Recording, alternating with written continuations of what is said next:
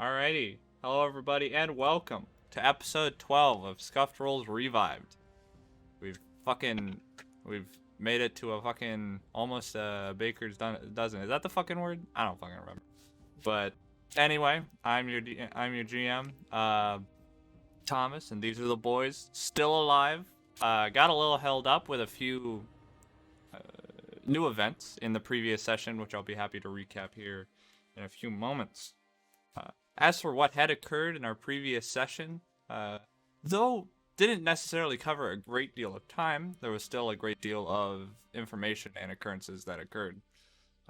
Starting off, we had a sequence, or otherwise, we followed the perspective of Gowan, one of the last people to fall asleep. Yet in his sleep and slumber, he encountered a vision, a mixture of a dream or a nightmare. It's difficult to label exactly what it was.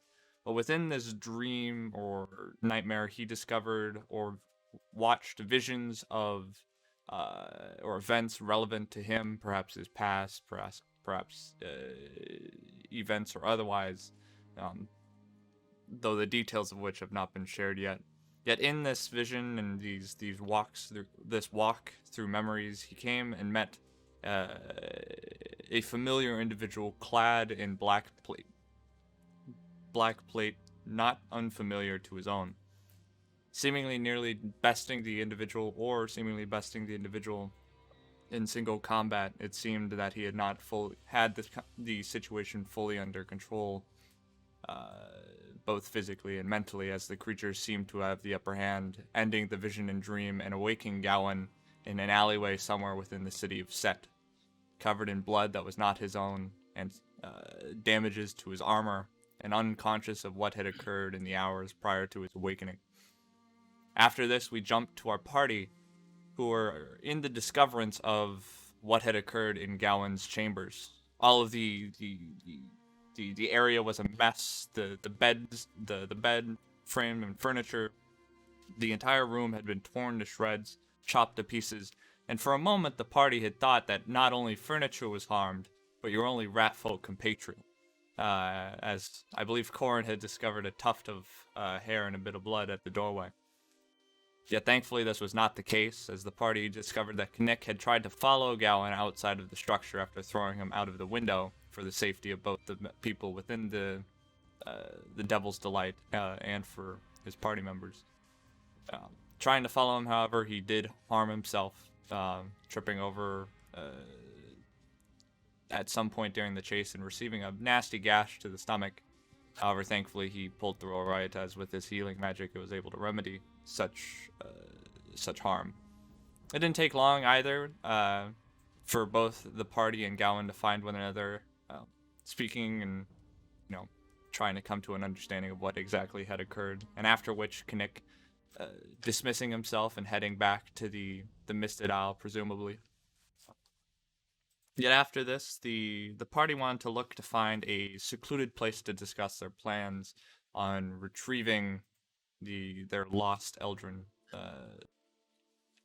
who, to their understanding, was being held within a location known as the Hive, an HQ or otherwise a central holding for the gang's actions known as the Black Wasp.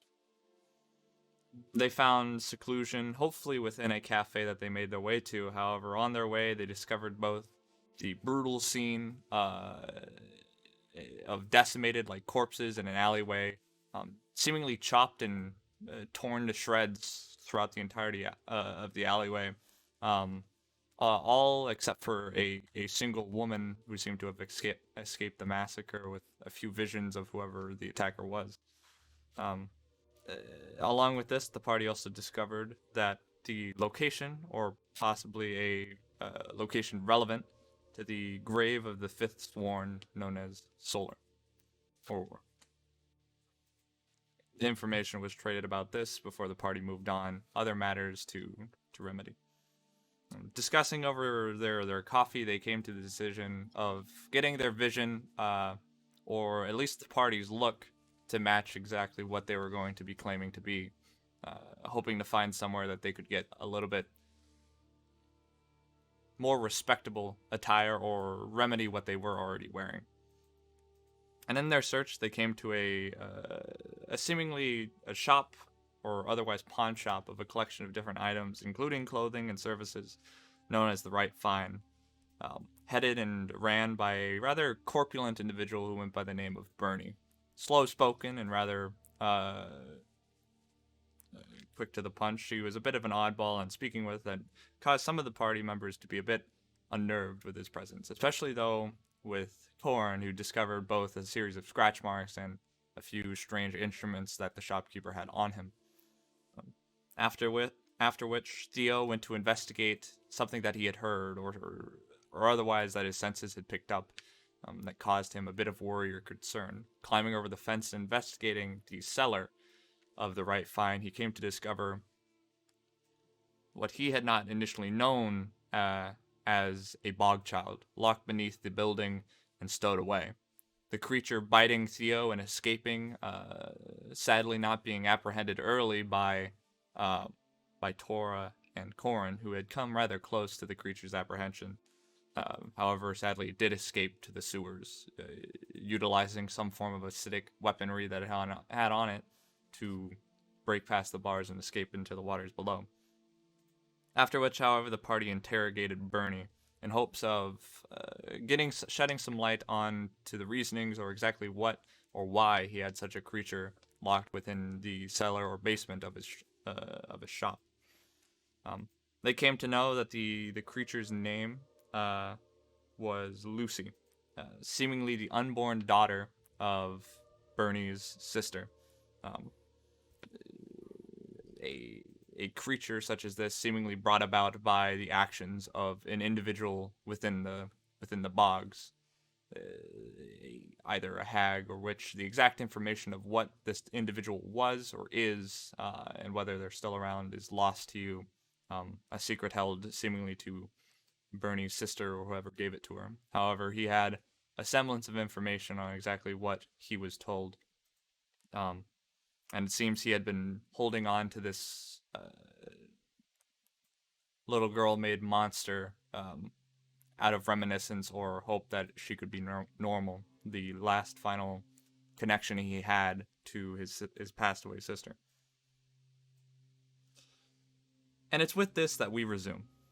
Within the cluttered interior of the Right Find, the lack of natural light allowing the few lanterns, firelight to cast grim shadows through the shop's many shelvings of knickknacks and clothes, as the party sits in ponderance around the seated and shocked Bernie. His face wet with a mixture of nervous sweat and tears, as he seems to be in recollections after telling his story. Bernie, did you ever get that snake oil? As I had said, I never got any of the things I ordered from the capital. At least not the one I recently spoke of. They sent word that it was going to be making it here within a week or so, and well, they told me that 2 weeks ago as well. To be quite honest, I'm starting to feel like I got scammed. Alright, how did you deal with her before? You locked her in the basement. How'd you manage that?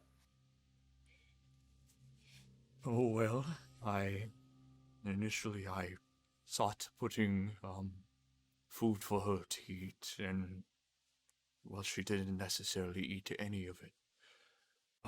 After a while I stopped doing that, and more just with the danger it brought to me, I made it more out of a gesture more than anything, and so I wasn't often down there, and when I was, I used a silver-ended rod. It's by the door near the basement. I never hit her much when I didn't need to, but the rod helped to keep her at bay. Though it wasn't always sufficient. It wasn't that it always necessarily hurt her, just more.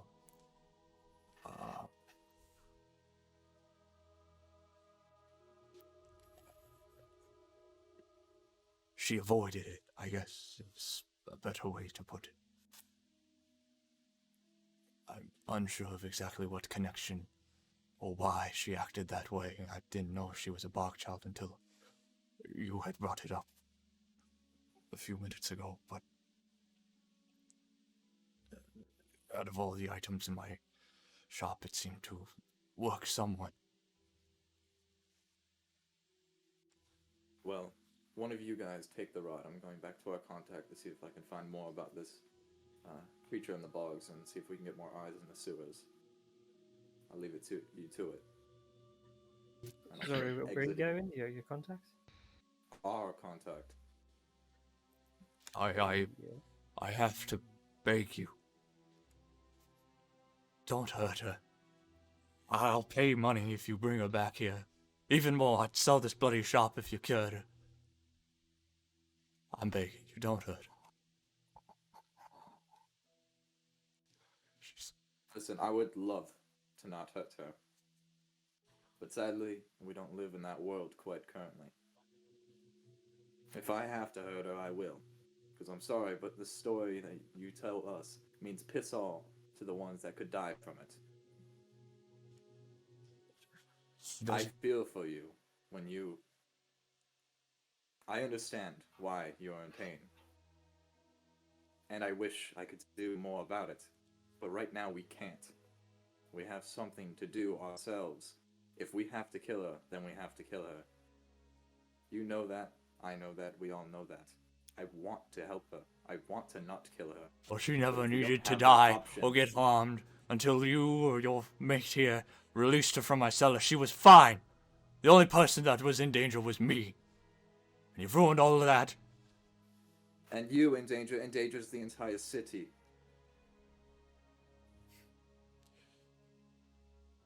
I know it's a bit of a cliche here, but one for the many and all that. One rabid, angry child ain't gonna be something to throw away a bunch of people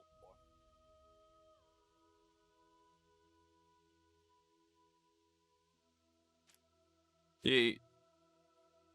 You see, he doesn't really, like, believe you at all. You know, he definitely feels as though this is all happening. I mean, it is your fault that this is going around like this. It's his fault for having it there, but you guys caused this problem for it getting out. Nope, it's all his fault. We're blameless.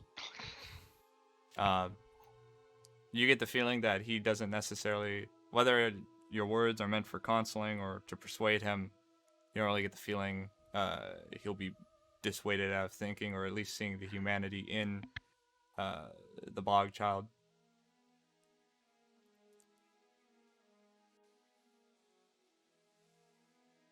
Alright, I'll leave you guys to it. I'll leave the store and head back towards the Devil's Delight. I'll try and mentally call my bird to me as well while I'm on the way back. Okay. You step out of the building and you try to call out for Niabus, and then we'll jump to you here in a second. So what are the rest of you doing? I'm gonna ask him a question. What do you know about this thing in the box that placed this terrible curse? Or who could have done it?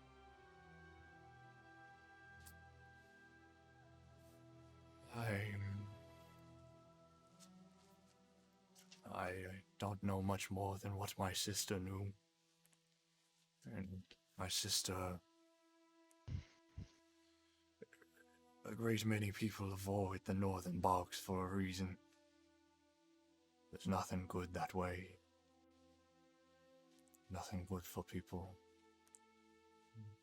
And I told my sister that when she came back with the stories, and there's a lot of taboo that surrounds it, and but she was so sure she had heard something more.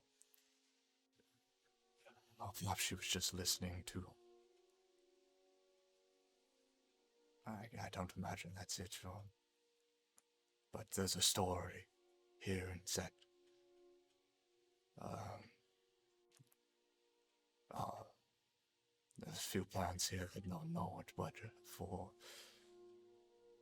a great many believe that there is a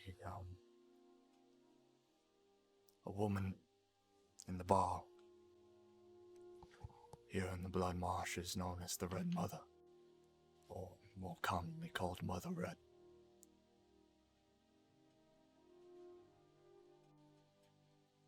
I never attributed much to the story. It's a story after all, and I barely set much of a foot outside of the city. But, well, when she was so desperate, I guess all you can believe in is stories. When you don't want to believe what, I guess I'm saying or what doctors are telling you, and when more natural means don't work, you look to the supernatural. I told her it was dangerous. Don't go out and march into bloody waters filled with gators and all sorts of insects. You're at more risk of getting eaten, caught by a troll, or worse. I never would imagine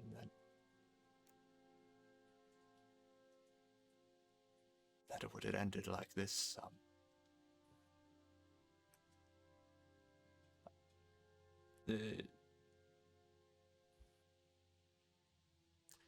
He doesn't really, he seems to stop there.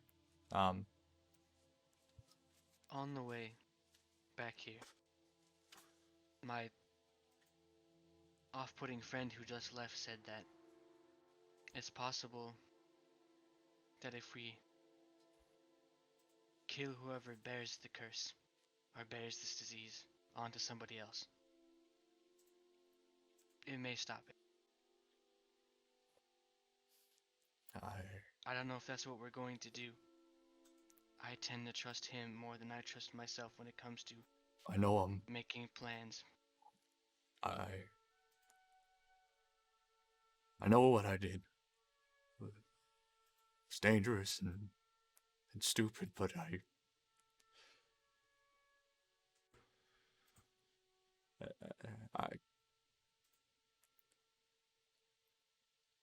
It's okay. We all do stupid and dangerous things. But I can't. Out of love for other people. I got nothing else in this city, or got no family left, or that Lucy's all I got, and if you got an option not to kill her, I beg you don't kill her. Even if you just brought her back here, I'd pay. I got 200 silver around here, and if you found a way to get rid of what's ailing her, I'd give you the shop. I'd sell it or something. That's I imagine I could get 1,200 silver for that. I beg you, please don't hurt my Lucy.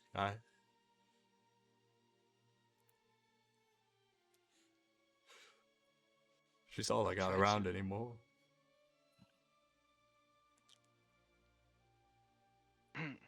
I'll try to speak with him more on it.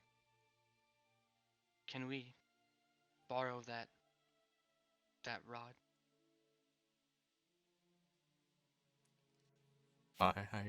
You can help yourself to whatever you need here, and if you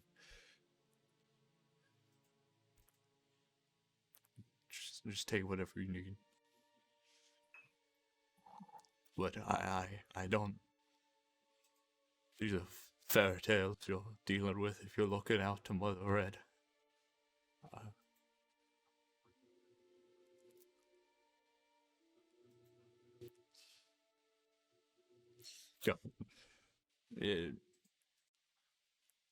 You definitely can tell he's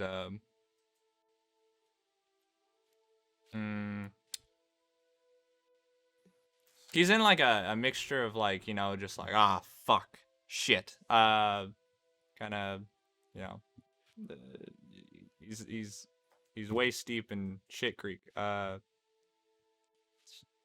anyway, you know, yeah, he seems to, you know, agree to before falling back into his silence. It's he didn't really elaborate much on exactly what the story is or who Mother Red is, but it's well, actually, if I don't actually know if any of you would know that, but so I was gonna ask for a roll, but I don't think any of you would know the story. Probably not. Unless some of you were from or nearby the southern regions of Gothric or Set. No. We're the South Anybody here. got swamp lore? Mother Red lore. Technically, I kind of do, but I'm not there. Yeah, so. Mr. Know-It-All. Yeah. But I'll. Yeah. I think we'll borrow that rod for now, and no matter what happens, we won't leave you answerless or waiting.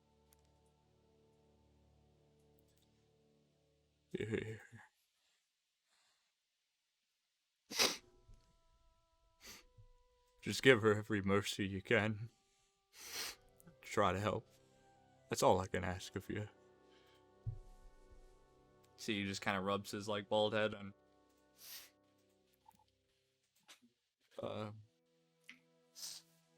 he pulls himself out of his chair before kind of pacing back to the back of the chamber, and a few moments later he comes back and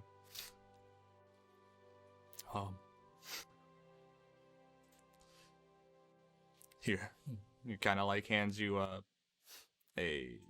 he hands you a book, pretty thin, and it's kind of like the hardcover that you see for like kind of built to withstand, you know,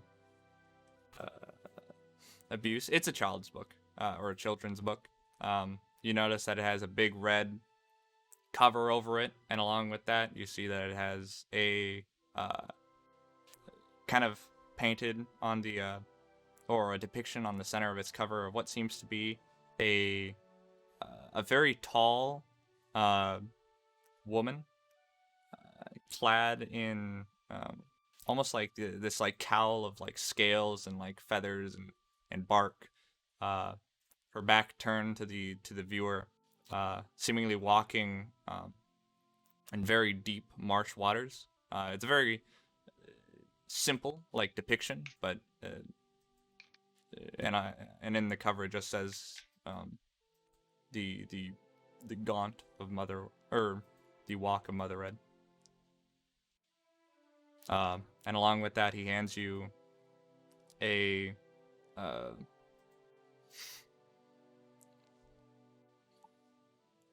what seems to be a little wooden box, barely about the size of like, you ever seen like a shotgun shell like case? It's about the same size as that. Yeah, brother. And along with that, you notice that it has a small like metal like crank on the side of it. And as you kind of like open it up, you notice that there is like it's just filled with like gears. It's a music box.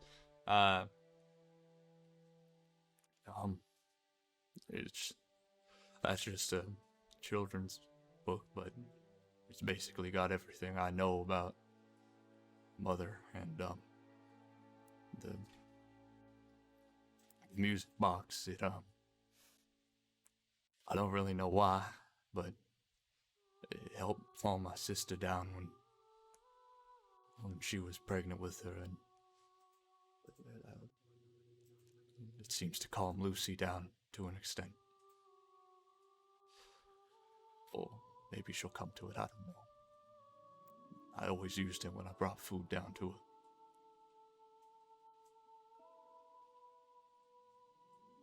Thank you for giving us all this knowledge. I'll try my best to make sure we use it wisely. I hope so. You came in looking for something to polish your garments, and I imagine this is a lot more than you wagered for, and I'm really sorry for losing my composure, but I'm not used to this. So, but I appreciate your kind words. I don't know your name. Is it Tor? Or Yes. I heard one of you fellas say it while you were outside, and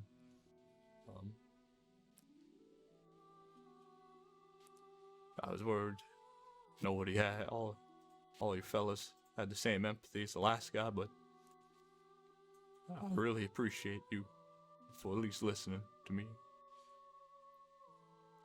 I won't hold you any longer. Doors unlocked, and help yourselves to whatever you need around here, and oh,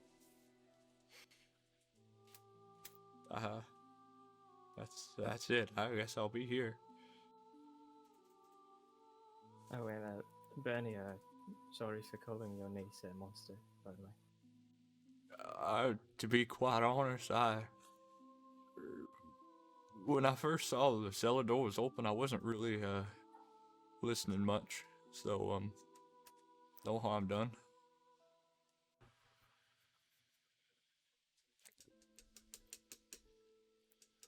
Are we off then?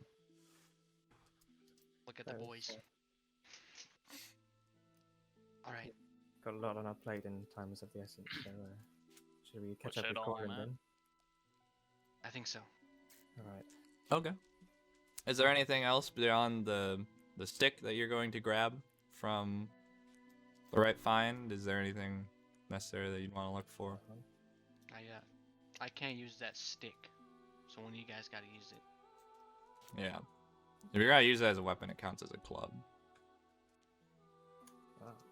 Well, I mean, I guess I don't know how we're gonna use it, I suppose, but I'll give it to Gowie. Okay. You notice that it's got like, it's basically a wooden rod about a 1.5 to 2 feet in length, and at the end of it, it has a single like silver plate that's just been like coil onto the end of it. Oh, okay. One of those cow ones. Yeah, it kind of looks like a cattle prod, but yeah. As you all gather the things and begin to make your way out of the right find, Corin, what were you looking for exactly? I'm going back to the Devil's Delight, and I'm also gonna swap one of my leads towards the Bog Child as I'm on my way there. Okay. As you make your way through the portions of the streets that you're in, on the central islands of Set, kind of taking your way down south through the city and making your way through the almost dockyard-like areas, not necessarily on the dock, but you can see that there is a large scaffolding where a ship is in the process of being repaired. It has just been brought out of the water, and is currently on in a large clearing surrounded by scaffolding and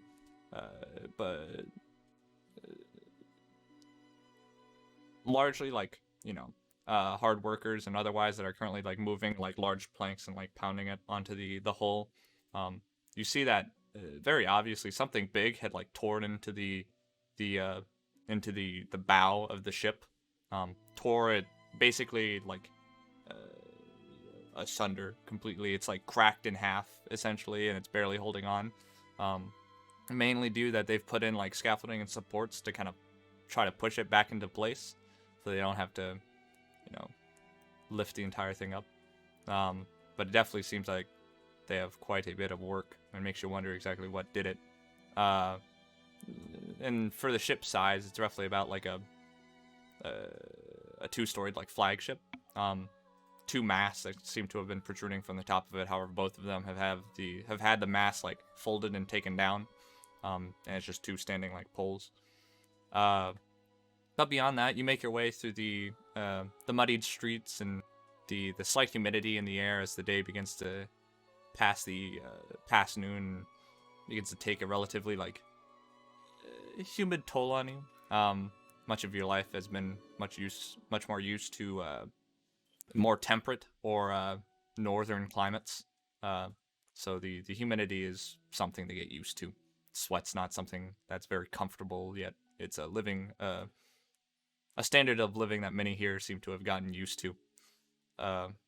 Yet even so, you soon find yourself approaching the Devil's Delight, the L-shaped building, surrounded at this point by a few passing like customers, but you can see that the doors are in a constant swing of people leaving and entering, both male and female. I go inside. Okay. As you go inside and kind of pass into the doors, you can see that the entire building is in full swing. However, you notice that there have been a few like tapered like ropes that have been like strung up and in a cross over the second floors like rooms, and you can see that there are currently like a few like pretty heavy bound like dudes kind of pulling out the broken pieces of furniture and just like piling it at the top of the stairs. You can see that occasionally another one walks up, grabs a piece, and then carries it out the back of the building to get rid of it. You recognize where it's from. I'll look for, I don't know, one of the girls that I know, and I'll ask her if the Red Devil's in. Well, as you enter into the building, there is a small like receptionist. I forget what they call those like little like stands. Like, you know when you walk into like an Applebee's and then they have like the host Like is a like standing podium? there and they're like, "Hello." Yeah, it's like a little podium. There's a different name for them, but I forget what they're called. But yeah, standing there with a large like split book in front of her is this very tall and mature looking woman. She has like her this very like dark red hair that's been tied into a ponytail behind her head, and you can see slight creases on her otherwise like that hint at her age into her face, but she seems to be you wager no older than like her late 60s, but she looks like she's in her like early 40s. Yeah, she seems to kind of like taper the book. She's just like, "Well, welcome back. This is the Red Devil. I hope you haven't forgotten the name." I thought it was the Devil's Delight. That is correct. I fucked up. This is the Devil's Delight. Speaking of the Red Devil, I'm looking for him.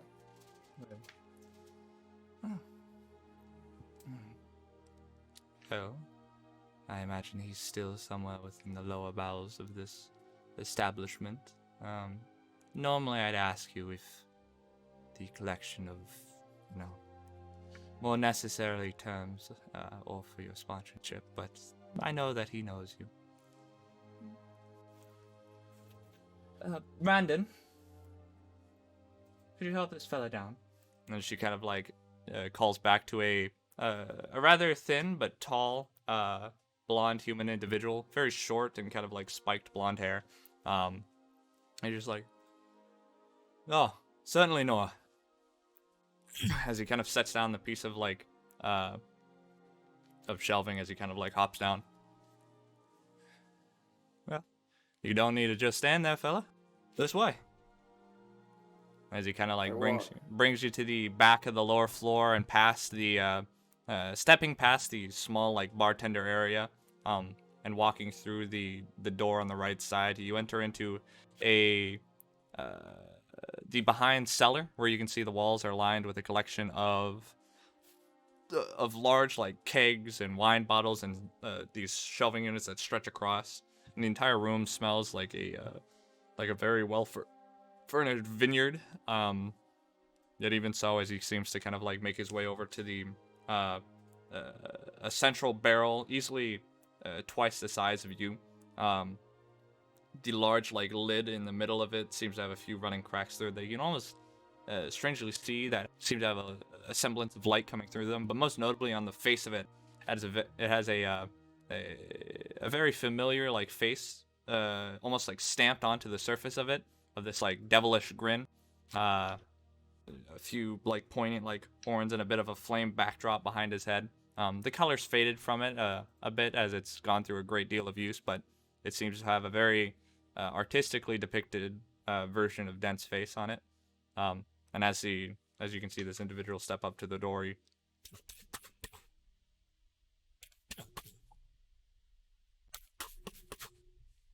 A few moments pass before sets the lid gets like pulled back and dragged out of the way. As you can see that the barrel itself seems to just recede into the wall. The entire flooring of the barrel just drops into a staircase down, as you had remembered. However, you failed to really like check out behind you as you had been led out of here that it was a barrel of sorts. It was rather dark in here when they did lead you out anyway, and when they led you in, you had a bag over your head. That even How many knocks was that? Was that 3 knocks, then a pause, 4 knocks, then a pause, then 3? It was. Say that again. Was it 3 knocks, pause, 4 knocks, pause, 3 knocks? So, boop, boop, boop, boop. Boop, boop. Boop, boop, boop, boop. Right? So 4, 2, 4. Yeah, They 4, go 2, 4. boop, boop, boop, Okay. boop, I wanted to boop, see if boop, you knew it, boop, but Let's go. Woo! I realized, oh, I should probably write that down after I heard it, and I was like, oh fuck, I don't know if I remember. all right. Yet even so, he leads you down the staircase, and it steps out onto this rather. The red arena isn't really something that's like extremely, flamboyant or like pretty. You definitely see that the structure down here is more of like a hollowed out like or makeshift natural underground like I don't want to say like cavern, but it definitely feels as though they didn't dig all this shit out. You get the feeling of they built around and in a natural like underground area. This huge like platform that kind of stretches from right to left in a long hallway, you recognize is where you walked across, but directly looking over, you can see that the arena is currently in a bit of cleanup. You can see that there are a few like arena boys kind of moving around on the sands and kind of shuffling over these large like rake looking devices to kind of shovel over the sand to cover up like portions of blood or picking up like any extremities that were like lost in the fights before. You can see that there are a few like individuals still like or migrating right now or kind of moving or mingling around in the stands that surround the entire arena. The 2 like large like gates on either side of the arena are currently open right now, and you can see that's where they're just like kind of throwing stuff in as they're cleaning out the arena. But you get the feeling that they're in like a break right now between fights. You imagine you wager that there's a collection of about 40 people in total here right now. You imagine these are more of like a scheduled thing, but even so, the individual that you're following takes you down the hallway and taking not continuing down the hallway, but taking a left down down from this almost long platform and hallway onto the stands or otherwise before walking you down to the sands of the arena. Well, yeah, I don't imagine you'll have too much trouble, but you're gonna have to hop down from here. If you follow the sands down that way, or you can ask one of the lads cleaning down here. I think Dent's somewhere, talking with some of the lads or the winners today. He's, gotta keep their morals high so they come back another time. I don't imagine he'll mind if you interrupt if it's something important, but... Alright then. And I'll hop down. I don't know. Is this like a shoot? Oh, am I going down a laundry chute? What's happening? No, it's like a... it's like a oval like arena, so it's like a 12-foot drop to land in the sand. So fuck, should have taken catfall. You take 4 damage. That's fucking oh, shit. I'm just kidding. But no, you hop down the sands easy enough. You can see a few of the arena boys seemingly like, oh, excuse me, sir. Kind of shovel some like sand that was like a really bloodied like over, so it's now just like or seems clean. And as you kind of like make your way over and he gestured that there are like 2 gates or like arena like actual entrances. You imagine he had you jump down just so you didn't have to fucking walk all the way around or take the stairs to actually go through those entrances, and you imagine it was just faster. But as you hop down and make your way across the arena, you enter into the doors or large arena entrance that he had pointed towards. And walking through the as you go through the doors, the hallway kind of like narrows out and gets much smaller, as very obviously it was something they had to dig out or make it much more compact. And there's this heavy air of like underground like heat in this tunnel from like sweat. You imagine it's like a very populated like locker room, if you will, as you kind of make your way. And as you pass by, you notice that there's a few inlays in the walls where you can see that there are like benches, dried blood over the surfaces of them, and aligning the wall to the right is just a collection of makeshift or shoddy weaponry. You imagine is just picked from by the fighters if they don't have something on them. And soon enough, you reach the far end of the hallway, and as you approach it, you can hear a familiar voice kind of ringing through. There's nothing you need to be too bent out of shape about. He hit you a bit hard and you stumbled. Yeah, that's very true. But you got back up, you know? Knocked his fucking head clean off. I was a bit surprised by that, but good on you, pal. But next time, you know, we're trying to keep the arena clean, you know, and, you know, we gotta cut a bit of your pay for, well, fucking him up that bad. His mortuary fee. But don't worry, you made a clean old 500, yeah? You know, you'll be fine with that. Oh, don't look at me like that, buddy. I got another fight for you lined up next week. You just keep it a bit more clean. Right, pal? As he's, you know, as he kind of like seems to be giving a pep talk to this, as you enter into the room, you notice that it is a fucking, like, huge, half-orc fella. Easily, like, you imagine, for a half-orc, matching, or nearly matching Karbach, but he is very, like, wide, and built very burly.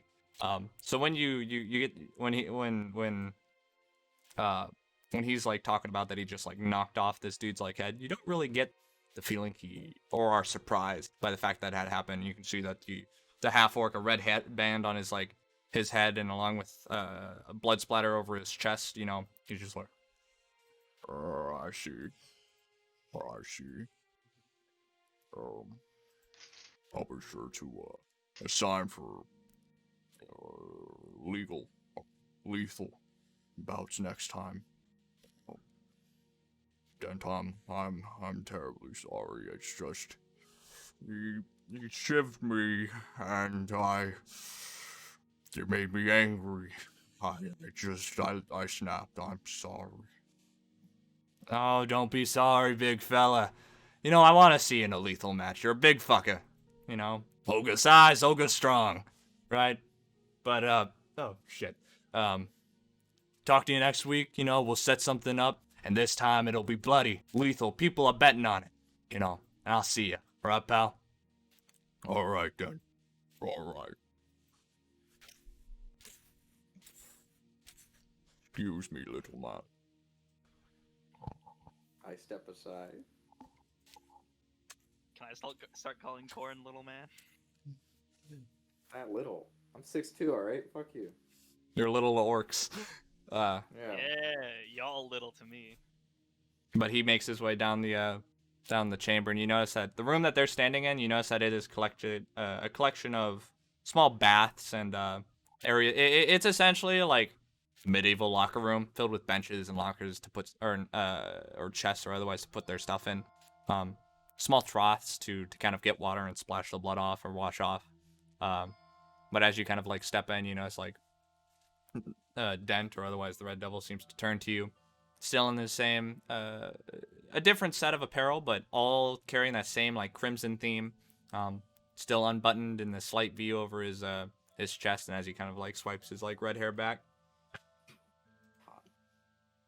Well, hey, Corn, got good news for me? No, quite the opposite, actually. It seems we might have to put Kin on hold for a little bit. Another problem has arisen that needs our intervention immediately, and hopefully yours.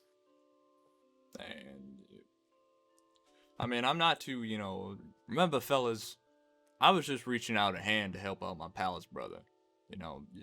Whether or not you help out Kin, that's on you. I can't do much about it, but if you gotta put it on hold, that's your decision to make. I'm not gonna stop you at all. I got a arena to run, but I wasn't expecting. I knew there was a bit of trouble. Some of my lads told me you had a bit of one of your fellas got a bit angry with their room. You don't gotta worry about it. We're not gonna charge you nothing. Half that shit we got. Oh, that's a completely separate matter. Oh. Something popped up quite recent, within the last 30 minutes. Do you know what a bog child is? I know a bit. Mama told me a bit about him, but not much you gotta worry about. They're Well, you do. There seems to be one in the sewers currently, running about. It escaped shit. from a shopkeeper, the right find. I'm not sure if you know about it. It was in his basement. It escaped, is now in the sewers. fuck. And how's that Bernie fella doing? Well, last I left a bit before, but he didn't seem to be doing good. Well, damn fucking kids, I guess. Got any plans exactly on how to deal with the bog child? We haven't exactly. We got, non-humans that fight here all the time, beasts mostly. The occasional troll or ogre. Stuff we can get our hands on and won't poison the shit out of my boys when we get get them. I've heard of bog childs, but I haven't dealt with them personally. They're, fictional rubbish, chalked up in the same stuff as the things. I mean, I'm a homebred man, but they're kind of in the same vein with Red Mother, and then people thinking drag are still about. Mother, what's that? Oh, I mean, I don't want to bore you too much, man. It's a children's store. Well, tell me it. Do I look like your fucking mom? But fine. I'm fine.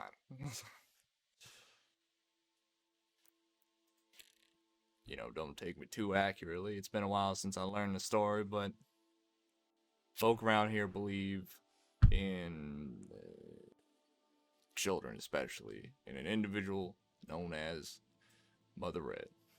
She, a lot of folk believe she holds domain over the blood marshes. She's a patron, if you will, similar to, the dwellers and all that, but I don't, not on the same height. More personal.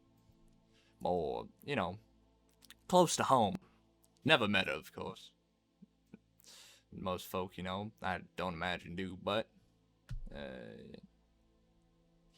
you shouldn't count her out completely. I don't necessarily put a lot of faith into, it being completely true and what the story holds of her, but I'm not dismissing her existence in some form altogether entirely. Folks that, think like that often get surprised and killed. Now, I imagine Mother Red would do that to you. She's a deceitful bitch. At least that's how I remember the story.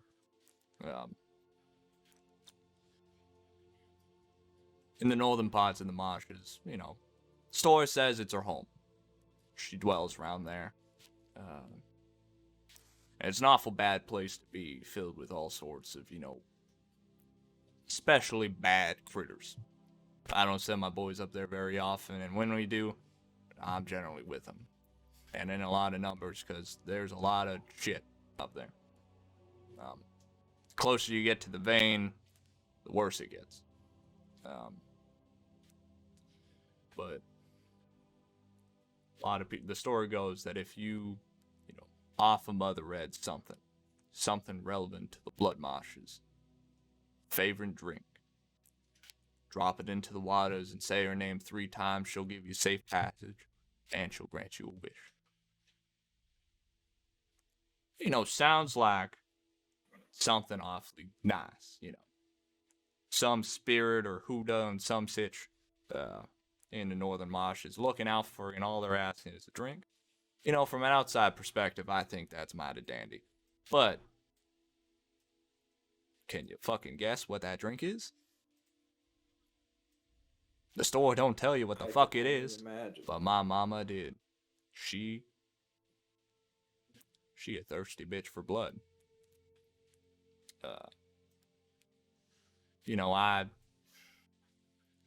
I ain't never dealt with her or, tried that thing. Had a lad working for me not too long ago who, he believed it, maybe, but he was gonna try it, and, let's say he just got knocked out for the remainder of the journey. Better keep, stuff like that to just stores. I ain't one finna to find out. But everybody that I've heard, everyone likes to keep it and believe it that it's just a story. Only loons and the desperate go looking for her help. And it ain't ever gonna end well. If she is around, whatever the hell she is. Do the stories say that she comes personally? You see her in the flesh? The story does. Says she rises from the red water like some gator. Grabbed in loose bark, poison brambles, scales, and basically a lot of everything you can find within the marshes. A cowl made from the marshes. Say she's got 4 eyes and the face of a young woman. Tall, incredibly tall.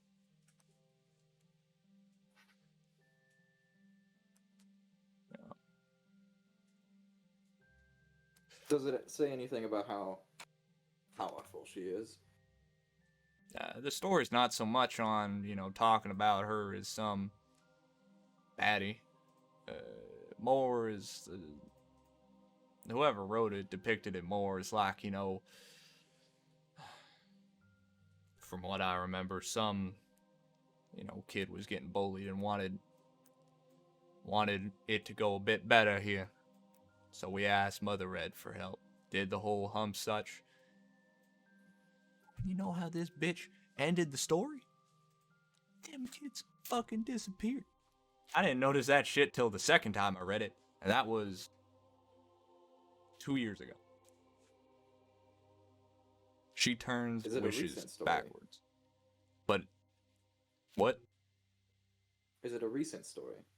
Nah. Thing's been around for ages. Ages longer than I've been around. I don't know when exactly it got released. Most of it's, it's hard to tell which one's, the most true.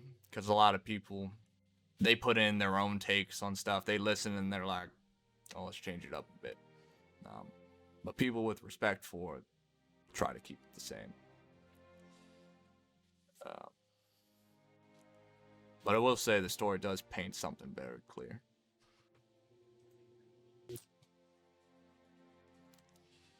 Because in it, the little girl learns the rules.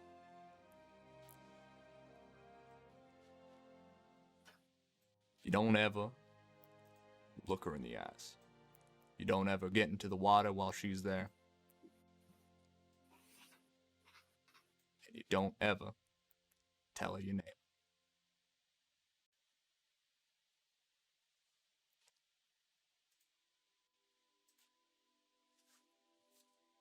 So many notes.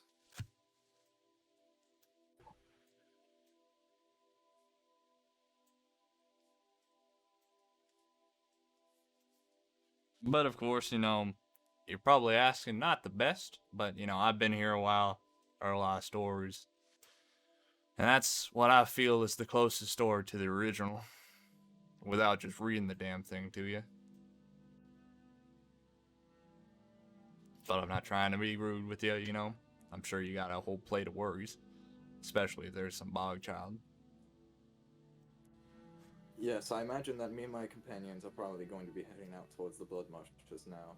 I would suggest that you tell your burners to stay inside during the night and tell others that are unaffiliated as well.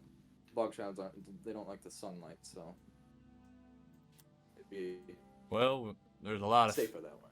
there's a lot of families here on the southern and eastern sides. The Black Wasps are the people they're looking after. I feel a bit bad for them, but they probably won't hear this because I ought to get my boys over there. We'll keep an eye on the folks here, best we can for the time being. But a lot of people live here, and if they don't listen to us, that's on them. But did you not hear what I said? Like, listen, I can't say that we're necessarily the closest friends yet, but you're trying to tell me you're going to the northern marshes to pick shits with whatever the fuck Mother Red is? Well, I imagine if I tell what I've learned to my companions, I imagine that's what they would choose. They're quite picky about the Shit. ending they want. I mean, I respect the balls, and I wish I could, you know, make that a watch bout between a bunch of revenants and Mother Red, but I'm sure that would bring in a lot of bets here, but sadly, you're probably going to be on your own on that one.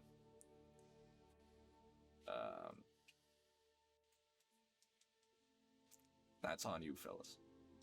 But I hope it goes well for you. I hope I see you, and especially that other half-orc fella, Kavak, I think, was it around here, you know? I think I promised him about. At least somewhere in my arena. You know, it'd be a shame if he died somewhere that I didn't see him. Can I pass to you for one more favor?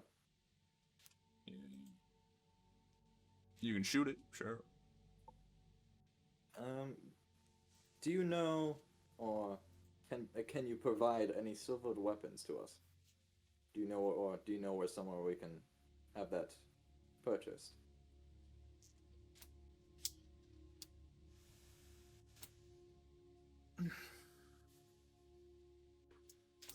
I know I got a few lads here that got some silver on them, but I won't call them weapons. They're more beads.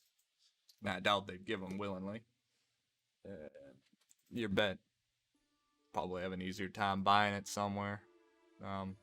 Don't have a smith, or well, we do, but I doubt he's got any silver on him right now. You're gonna have to either go to Newtown for that, or West Side. I hate to fucking say it. What the hell's Newtown?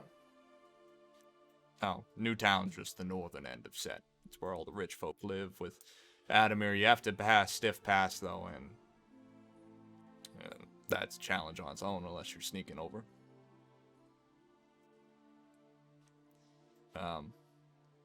But if you're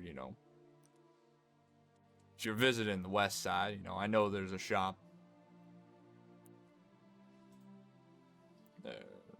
Though I don't necessarily remember the exact name of it, but I do know it's located by the western walls.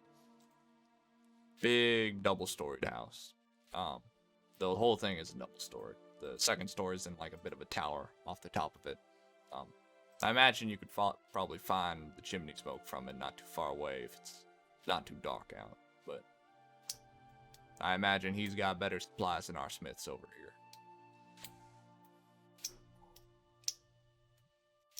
Did we get a silver plate from Adam or whatever, or did we only get gold discs? They are in silver, I'm pretty sure. That could be. I don't know how much it takes a silver weapon, but imagine if you coated it, right? Is silver pieces the same as silver? Yeah. Oh, okay. Are we having a money situation where a copper penny isn't actually copper? Yeah, I don't know. Copper plated. Yeah. I mean, Is her name, like Nickel or something? I can't remember exactly. I wish you all the best, Corn. You know, we're gonna be having a bout here pretty soon, so if you fellas want to watch something, you know, stop by before you go. You know, get drowned by Mother Red, or come out on top. You know, I'm hoping for something hardcore like that. But it's good talking, and I hope you see y'all again. Yes, if we come back, I'll hopefully bring a souvenir. Oh. I don't know if that's a good idea. I might not have the most resolute opinions of Mother Red, but she is a part of a lot of people here. Although she's a spooky bitch to me, especially with the older generation here, they put a lot more to her. So, and if anything they say about her is true, I imagine you're gonna have a hard time killing her. But if you do knock her a peg down, no skin off my back. But if some of the more doc boomers around here, you know, get pissed at you, don't blame them and don't blame me. The doc boomers. Alright, well, thank you for your aid. I hope to see you again. Alright. See you around, Corn. See you around. And he kind of waves you off and you kind of make your way off. Where was everybody else going? Were they just going back to the Red Devil as well, or the Devil's Delight? Yes. I'm guessing, yeah. Corn, you make your way out of the arena and back onto the streets, and as you're arriving out to the front door, you find that the rest of your compatriots are also arriving at the Devil's Delight, similarly at the same time. Oh, so What's up, Corin? We got I a learned book quite a and a lot. stick. a book and a stick. Yeah, show him, Tora. Yes, we learned a little bit more about Mother Red. Here is a children's book depicting her. I learned quite a bit about Mother Red as well. Oh, you I'll did? share information. Whoa, all that information being poured into my head. We also got this music box that supposedly calmed the Lucy. Alright. I imagine we're not going after Lucy, though, are we? I don't Yeah. imagine. Alright, well, I think it would be best if we prepared with some silvered weapons and the like. And, maybe learn some more about Mother Red. I don't like going into a fight blind, especially with someone that's so mysterious, ambiguous. I want to get this solved now as well, but I'm a little afraid. We don't know how long it'll take us to reach this Mother Red, even if she is there. And then to come back, the journey there and the journey back could take several days, and by that time, Kin might not be around anymore. So we do kin first, then.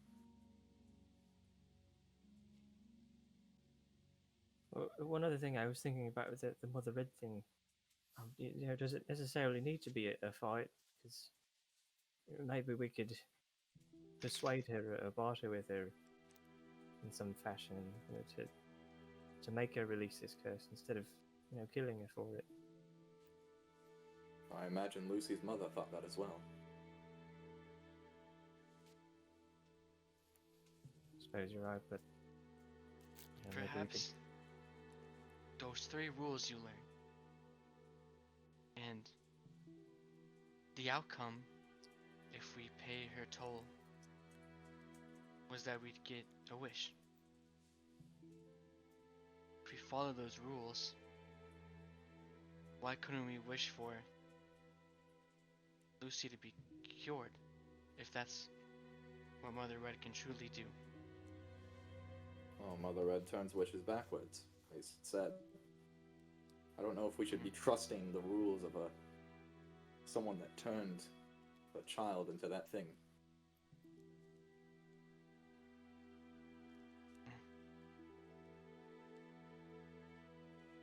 If it comes to blows, then you're right. We'll have to be ready. How If you believe long does? we should do kin first, we can get that out of the way. I imagine that would only take the day. You think so? I mean, at least with my plan, it was just a bit of diplomacy. Shouldn't take too long.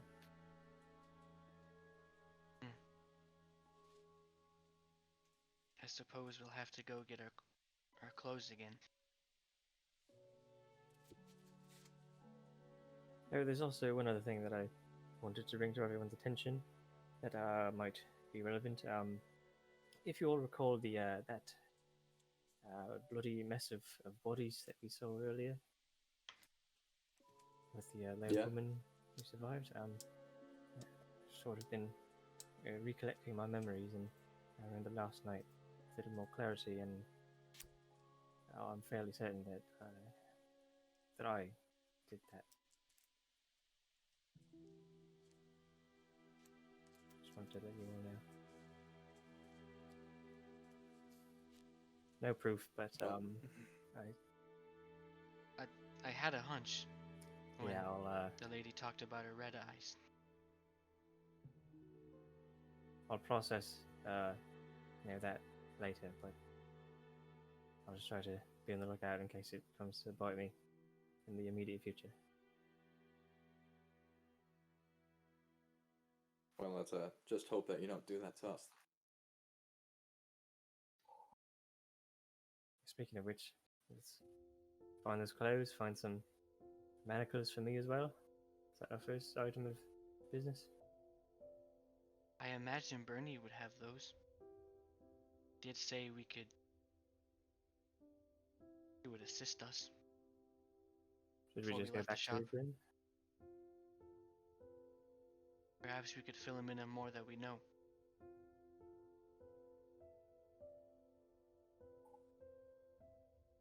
Alright, let's go. Alright, Back to Bernie's. back to Bernie. Running Weekend back at and forth over Bernie's. town. Okay. I'm gonna swap one of my leads from Bernie to the Mother Red now. Mm. Okay. We're on our way. I love the movie Weekend at Bernie's. Is that the one with the dead guy? Yeah. All right. Yes. As you all make your way out of the structure, so what are you guys like doing? I guess. So you're going to Going get. back to Bernie's. Oh yeah, Going but what back do you for- get? For our original purpose to We're gonna get our fits on. get fancy clothes.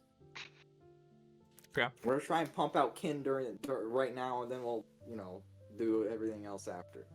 Okay. Theoden, how again? If you wrote that down, Alex, how long does Theo have?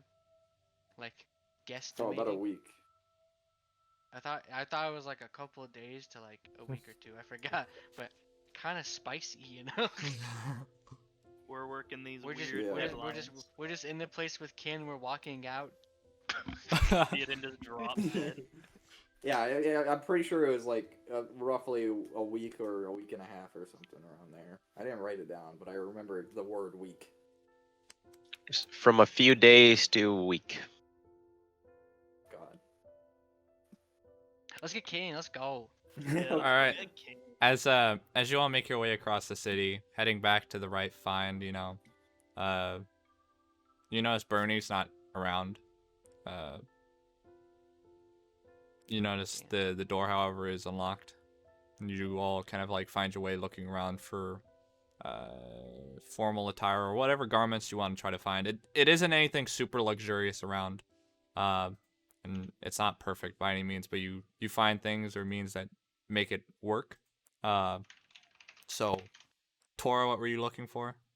You hold up, I'm getting you something. Oh, okay. Corin, were you looking for anything? Well, I was just looking more for like leather polish or like ways, because like my garment's already kind of fancy-ish. It's like a little duster, so I was just looking for ways to make that. You Look find that there's more shoe new. polish. and you use that, and it works fine. Yeah, just shoe polish my fucking my leathers. Gallon, were you looking for anything in particular? Karvok, were we gonna do something with our armor? I thought we were gonna like shine it up or something. Shine it up. Okay, we'll try to shine it up, and then I would also like to look for a pair of manacles. You don't find It ain't that type of store. you don't find like metal manacles, but you do find that there are like a good amount of like rope that you could like use as like. Fair enough. I think I already have rope, so I'll be good. But Yeah, he doesn't seem to have any manacles on hand. keep looking. He's I'll not give my, kinky like- enough. But you do guys My both butler find stuff to waistcoat. like. You do both find stuff to like polish your armor. It's nothing perfect, but you know you work together and just kind of like polish it off to the best you can. Takes a while to get all the blood out of the creases and scratch marks in your armor, Gallon, but you know you get it. And what about you, Theoden? Was there anything you were looking for? I'm not getting anything. I'd like to add something to my list of requirements. What's up, Karvok? I'd like to get a bandana, just like a red bandana, and like instead of like cover the face, it covers like the eye here Okay. and like around the head, So it doesn't show my mark. okay. You guys gotta you get armbands. You don't find you don't find necessarily a bandana, but you do find a piece of like clothing that matches the coloration that you want, and you just tear a strip off. Just like cut off a piece and just.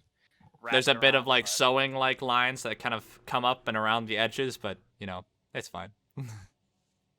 Is there any cologne or like perfume? There is quite a bit, yeah.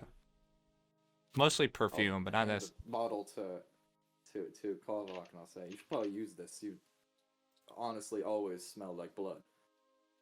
Oh, that's a bit of a constant thing. I've tried a couple things, washing in the rivers hundreds of times. It's hard to get rid of. Him with fabric over his eyes looks kind of intimidating, because the especially in the dark It room already you can looks see that there's like a dull like light coming from the back of the fabric out. Can't see exactly what it is, but it's like a Sans blue eye meme from behind the fabric. If you close your eye, I don't know. Karvok, that's hard to be seen, but yeah. I just I Rustling? guess I take some of the cologne and just like dump it on me. Never used this stuff before. Nope. You're using it perfectly, just the whole bottle. The whole bottle. That seems like a waste. Seems like a lot. After a whole bottle, he smells like a battle getting ready to go to the dance. It smells like a Perfect. fucking Earthy. corpse on the- Yeah. I got this fancy new smell on now.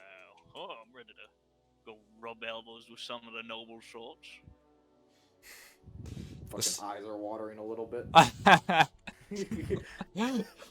Yeah. Ah. You're smelling good, Karvok. All right. Ugh. So we ready to head out, boys? Theo, are you ready? Did I get anything like I want? I'm the black butler. I am the black wow. Cause I'm the servant, right? I'm Theo's personal aide. You're supposed to be his like retainer, I guess. Yeah, I like, don't know. that's like a servant. Then You're you're, just like like the emissary, aren't you? I'm just a Warren? no. Yeah, I'm the He's the emissary. emissary. I'm just a dude who follows Theo, and I'm like, master. Master, like may I your polish your hands boots? picked May I? It can be May I- crappy. Yeah, If it's it- not really like perfectly fitting, but you do find it's not a collect attire. It takes you a while to kind of piece together something that looks somewhat like that, you know? Yeah. It doesn't have to be perfect because we're supposed to be people who got like fucked up and lost anyway, you know? Is there a sewing kit? There is, yes. Can I like just sew my the holes in my fabric together so there's not just like revenant scars glowing through? Doesn't have to be the best job, just enough. Okay. I don't know how much experience Corin has with sewing. I'm a crafter. But you know- Okay, you do. Yeah, you do okay. You do okay. You're able to put the pieces together of what to do somewhat, but sewing isn't something you spend all your time doing. But you do a passable job, kind of sewing it together. If you try to keeping the colors of the yarn or string matching to your attire, but none of it's really like exact. It's a bunch of like dull colors, kind of trying to match their best. But it's okay. It patches the holes together. I'll leave 3 silver on the table. Okay. I'll leave I'll leave copper on the 0. table. You'll leave a drawing of dick butt on the counter. Yeah. Yo, we got Fuck so much you, chalk. We loser. got 10 pieces of chalk, every one of us. We all bought the adventurers pack. Mm-hmm. We all bought the Bro, same we- backpack. Let's go. Let's That's go all grind this- a- that's all- grind a treat. That's all this shop has. It's just adventurers packs. Just Load it up Yeah, with bro. adventures packs. Oh, is there any I like I'm sorry guys. briefcases? No. No briefcases? Ugh. It does exist in this. I don't know. I just Uh, don't if I- There's a few chests and home containers like wooden boxes and stuff. There's a few satchels and umbrellas, but not a briefcase. Theoden. We'll take an umbrella. I'll take the umbrella too, and I will hold it over Hey. Theo as we walk towards the. Oh, okay. Theoden, I had a question for you. Yes. Is there a way that you can prove who you are to these people? Yeah. Yes. I would rather not, but I do. So say- if push comes to shove and you have to let them know who you are, without. I'm gonna let my shirt. I'm gonna pull up my shirt a little bit from my back, and I'm gonna show my sick tattoo of a phoenix that I have. Okay. So, Wowzers. do all the nobles Wow, just that's- tattoo themselves up? Yeah, that's my family's symbol. As he does this, you notice that as he kind of pulls it up, the phoenix comes from, like, its wingspan goes across his shoulders and a little bit onto the shoulders themselves, or across the shoulder blades and to his shoulders. And it is surrounded by these stretching marks and lines that run up from the base of his back, up his shoulders, and along the back of the back of his neck. And you see disappear beneath his hair. And you see it's all intersparsively like walled with these Eldrin sigils that, for those of you that do speak Elven, don't necessarily like say anything, but they carry significance with the markings. They're basically like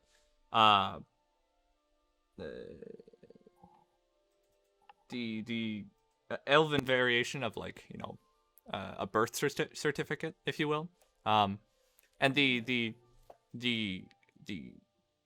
phoenix itself is displayed in such like a vivid and artistic like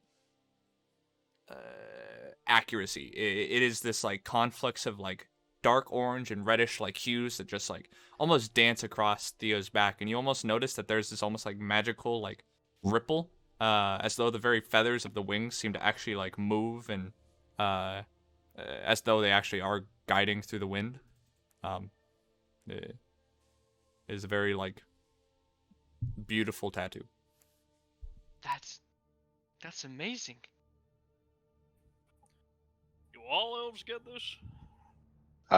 That's a tradition for some families. I don't think every single elf has one, but I certainly do need one. Corin, you're an elf, right? You got a back tattoo? I do not have a back tattoo, no. Huh. It's not required.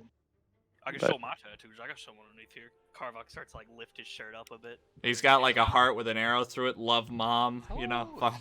No. He has a tramp stamp. No. I ain't got none of that. Name of old lovers that goes from here, and then that little, Oh, they're Not all that crossed one, and out then- slowly Yeah, down they're the all all crossed crossed out. and there's one that's not crossed out by the end of the list. Carvok You're gonna doesn't need have like that. 7 new names for last night, bro. Hey, Carvok didn't love any of them. All right. Jeez. Are we all ready to go? Yeah, you guys are all kind of making your way down and along the streets of Set, and I've just been letting you talk. In the middle of it, Theo kind of like pulled off and was like, "Oh," We're gonna start stripping in the middle of the streets. Yo, please, we're not in that type of building yet. Can we go over the plan again? Just so I have it clear. Let me bring out my Google Drive. I think it's supposed to be me and Gowan are supposed to look all Google tough Drive? and body. Corin, yeah, Corin pulls out his like Fujitsu laptop.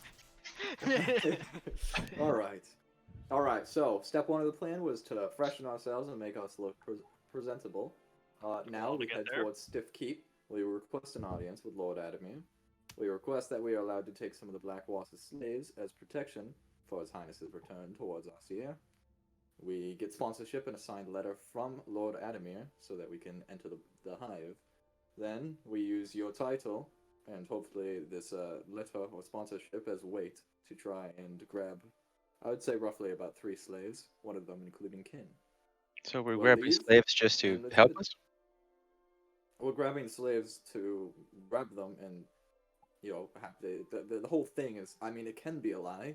I don't know. You do want to get home. I don't know to what lengths you want to get home with. No, but I want to say this. The reason why we're getting slaves is to help me get home.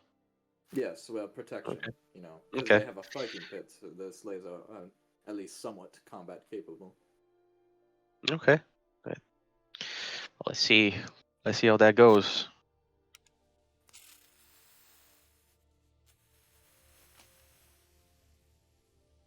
You hear all hear this like this distant like thunder roll, as you can hear like the clouds right now are pretty like fogged and like choke or almost like choking the sky as though it's about to rain, but you can hear this like distant almost sound of like a roll of like thunder or a preceding storm. And as you kind of like you're all looking around and for the source of the sound, you notice that there is to the far like east or northeast that there is seemingly like you notice that the clouds as they stretch off into distance seem to almost have this large like wake as though like a blade had cut through them that seems to like spread out and seems to enclose and spread out again. And as the sound begins to kind of like roll closer, you see crossing over and above you is this massive skyship, as though like a huge seafaring vessel is in the sky, mounted by these huge metal like points that just break the sky, split the sky in half as it passes by. These two massive I don't want to call them like turbines, but essentially they function the same as they carry this massive vessel across the sky heading westward. You can see a lot of the folks just like, oh shit, just, or you hear a few others just like again, as this like, you can hear also these distant like, as you can see, dozens and dozens of wyvern riders that are kind of following the vessel behind it, but the vessel seems to continue westward. Wyvern riders. That's cool. Damn, we need one of those. Get back to Asia in no time flat. Well, I'm getting sick of it crossing over. 4th time this week. You can hear an older, a dock boomer kind of like grumbling to himself. Wow, so holy shit, the ships can like fly now. So, Gowan's like, Oh my God. holy shit! that was, oh my goodness. Is that new to me too? That is not new to you, Tora. Oh yeah. How much did you tell them about like? Do they know What when I you're s- from? I don't know. They know when I'm from. Yeah. The war. I guess they, Yeah. they don't know He's a what war happened. You got the next to shit me. bombed out of you by them things. No, Oh shit. PTSD. I know them well, but There weren't many. Don't- There weren't many. Yeah. they don't bring good tidings. Did they use them against the orcs? No, they only dueled the orcs. Never mind. So I would not know. It really makes you wonder exactly what they're doing. That's to hear, but you should get inside, Gramps. getting out here and bitching at folk. Come on, as you can see, this guy just like, tell me what the. Is that banana bread? Oh shit! All right. You know, this old guy kind of. Prune juice? Gosh dang dock boomers. You kids these days can't you read more books? Yeah, no, I'm kidding. But no. Yeah, Torah. You get the feeling that Tablet's bad. as you look around, that there seems definitely see a lot more annoyance that they're passing than or confusion, a mixture of annoyance, confusion, and concern from and awe for many of the other denizens nearby, as it seems this is a common occurrence. So it was heading west, you said? It was heading west towards the capital. Where is west? Like what's in the direction of west? Like is there what like cities to the west? Like where would a flying ship be heading if it was going west from south? It would be heading towards places like the capital, like Galdrin, Kinthra, could also possibly be going to Ossier, but it would have to be heading more north for that. It's basically heading to the like point of the continent. And like, was the flying ship? Did it wave like a flag that was easily recognizable? It was a capital class, so it was a big ship. You recognize these things as well,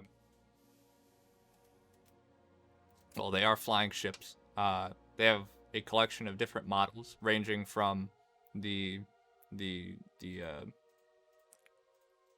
from more smaller vessels to much more larger transport, and they get bigger and bigger when it comes to vessels like the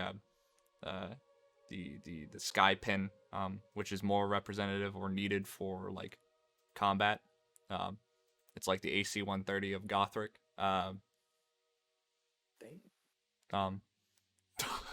AC-130 above.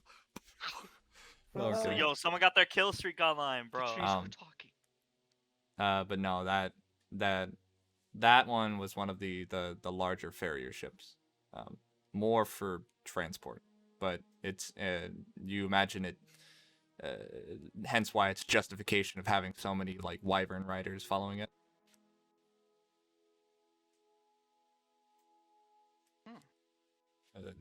Neat.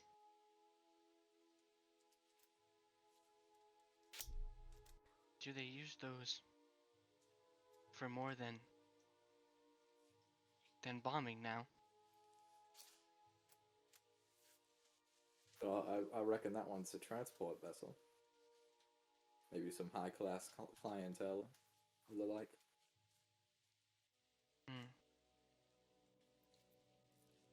At least they're used for something different now.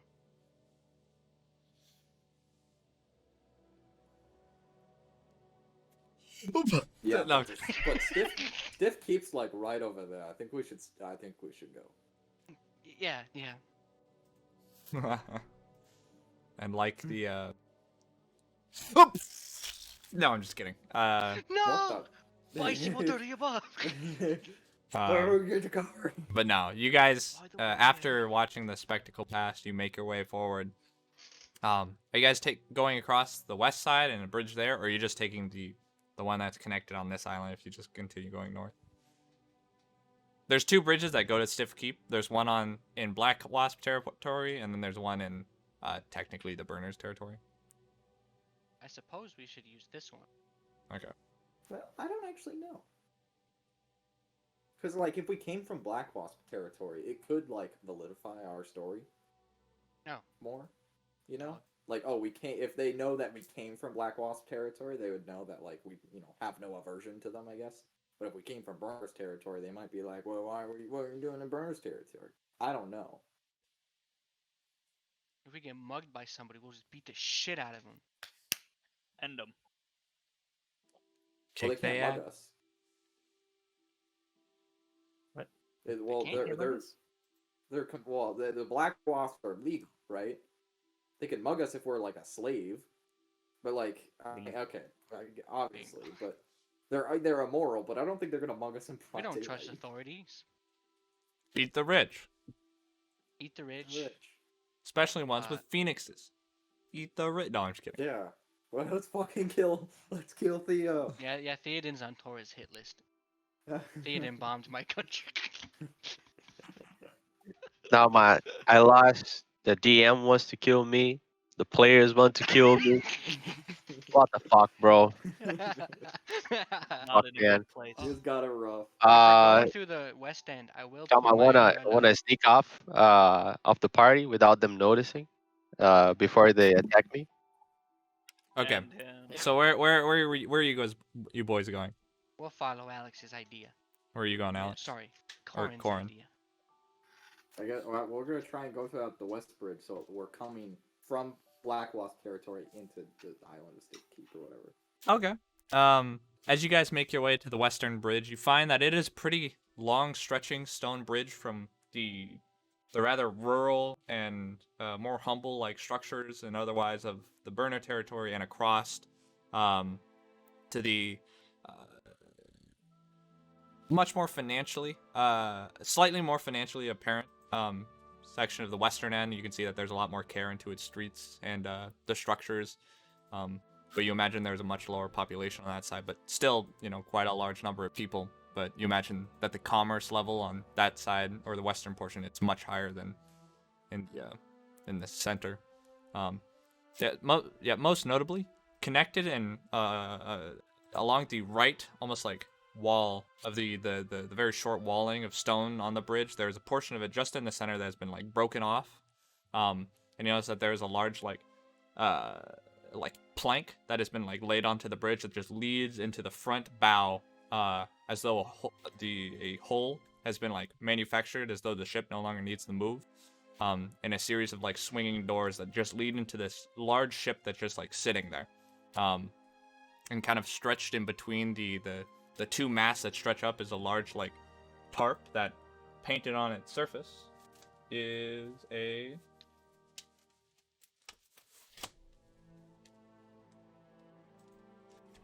Dick butt. Dick butt. It's not dick butt. It's not. It says It's not. It's called Shut up. it's called the middle line. The red line. The Battle of Midway. But nonetheless, you can pass by it. I was just mentioning it.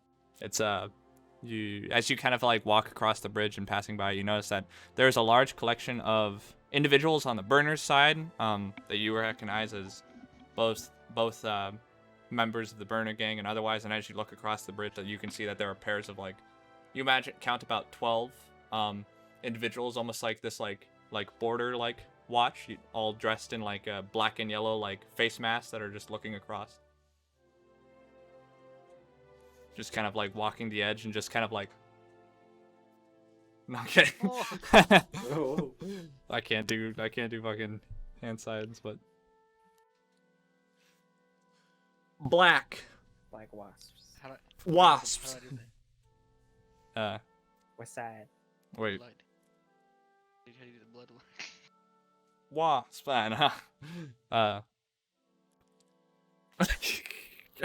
That's how you come across. You watch what signs they're doing, and you're just like, Oh, hold up. Make a B with like these two fingers. My hands don't work too good, so I can't do it that much. Make a B like with this one, and then you make a W. that's what Tor is doing, coming across like. Like that? Yeah. Well, yeah.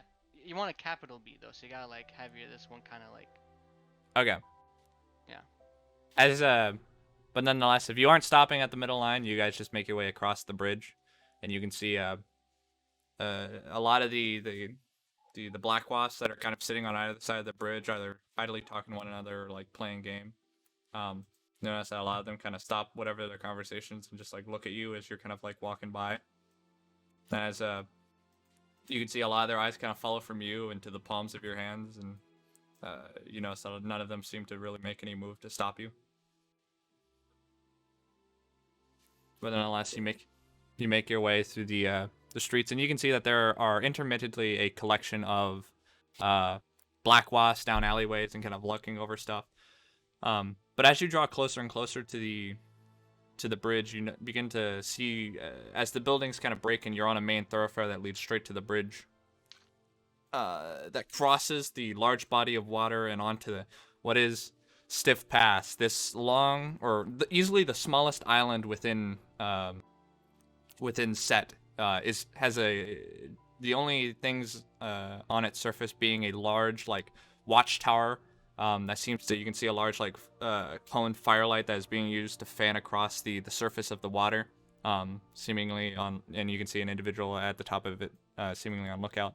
But most notably, both of the bridges seem to lead and be shattered midway, seemingly as though the surfaces of them have been like broken off. But you notice that to each of the gates, that there is a V-shaped keep at the edge of this island that meets both of these bridges. It's stone walls, kind of like facing the opposite side. But you notice that it has two large at each gate, currently closed, but large like drawbridges.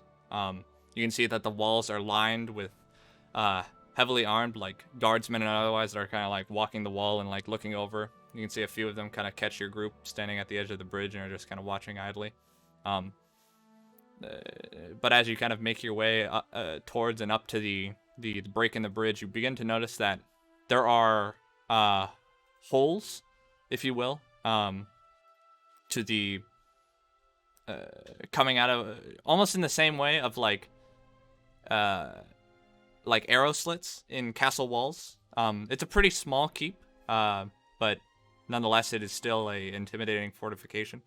But you notice that that there are these large like chains, or these chains that run up the walls. You count easily above like 30 to like 45 of them across the entire surface of the castle walls on either side, and they all run up and pass through these like arrow slit holes that are all intermittently sparsed apart, about like 3 to like 6 feet, and they run all the way down into the water. Some of them have been pulled up slightly, but you notice that's more of a fault in the chains. But as you reach the edge and the break of this bridge, you notice that all of these chains lead down to these man cages, all of which about as though like in large like bird cages that have all been like sunk into the water and held only aloft slightly by the chains that are taut at this point. You can see that a few of them, there are a few like semi-deteriorating and like floating carcasses within them, bloated from the water around them. Yet in a few of them, you can see that there is about a dozen or so living individuals that are like grasping on the edge of the bars. They're just desperately holding their face above the water, as they have to constantly like keep themselves up. Can I notice if any of them have the burn mark on the palm? Or are they grasping too tightly? Yeah, you want a lot of them will be like are like holding, or otherwise just like if they have a hand up, it's holding the bars. Because the cages are basically like, so imagine, I'm not sure how. Pictionary with Thomas. Pictionary with Thomas. Yeah, when we playing Scribble.io again. So right after this session. Right after the session. The little squiggly line, that's the water, and like that's top of the cage. Oh, yo, that's like torture, bro. Torture poggers.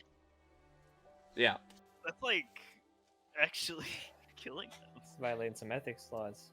Yeah. Or it would. If I this know was we our world. occasionally violate ethics laws, but damn, that's a whole nother level. But yeah, they are. Don't exist. And all of them that are like, you know, holding themselves up, you notice that some of them kind of like, it's kind of like as they kind of, some of them that are more like tired, that kind of drift into the water, have to like pull themselves back up. It seems like a very hellish way to be locked away like that, unable to kind of like let yourself sleep or otherwise. Yet anyway, as you reach the end of the bridge, the broken like flagstones of the path now fallen, and you can see a few chunks of the old foundations of the bridge in the waters beneath, kind of standing there and kind of looking up. You can see a few of the guardsmen kind of like walking along, and from a distance it's difficult to make what they're wearing, but you notice that a majority of them are wearing like half plate, dented and kind of like dirtied, but you notice that there is a 4-armed star on the center of all their plates. Many of them are wearing like helmets or otherwise, so it's difficult to make out their features. But you can see as you guys reach the end of the bridge, a few orders are being shouted out, and you can see that there are a collection of like guards with crossbows that are kind of like taking position and looking at you. Karvok would like to intimidate and glare at these guards. Oh, He's proving his dominance. They think they can threaten him. Do you actually? Okay. Sure. Not like I'm not trying what's to the save threaten for? him. I'm just trying to like prove. What is the intimidating glare? Demoralized with a mere glare. Do they have to make They a have save? range I of don't know. 30 feet. I thought we were walking up to this place. You have to. The drawbridge is up, so There's a like drawbridge. There- Oh, never mind. there's quite a gap between you and the like fort. Okay. Also, I'm putting my visor down. I'm just trying to be threatening. You know, I'm a big old burly bodyguard. I got Yeah. I got You're these the war. protector of this prince. Got your bandana on. You I can got see the bandana on. I'm like they don't know what's underneath this mask or It's- like this a covering. bit of silence falls over the wake as you can see all the guards get into position. You can see one of them just as he seems to have a large like horn device that he's holding on like a handle. I got the megaphone. Turn back! Current outer edges of Set are under quarantine and bridges locked. New town without pass or purchase is off limits. Turn back before we make you turn back. Oh fuck. You see, they can see us well from here. Well, it's not night. It's about like 3:30 p.m. I don't know if they can see your tattoo from here, Theoden. Yeah, I don't think so. You notice the guards are throwing gang signs as well. No, I'm kidding. They're throwing guard signs. You notice he sets down or pulls the horn down. Is there a guard that is like closer to me at all? No. All of them are basically on the top of this wall. Or on like the lower sections of it that are like behind the chains on like little like outcroppings. But like if you yelled, they might hear you.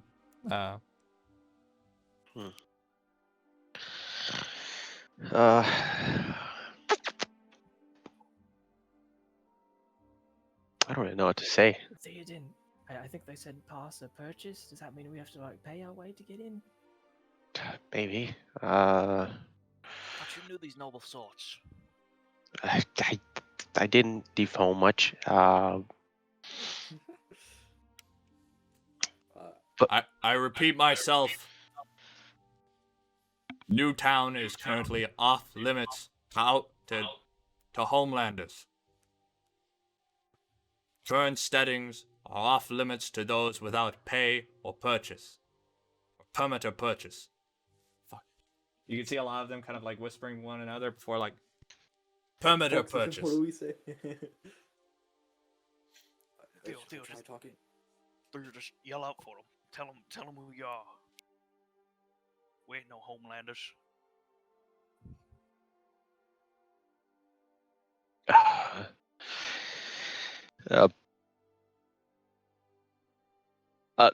Hi.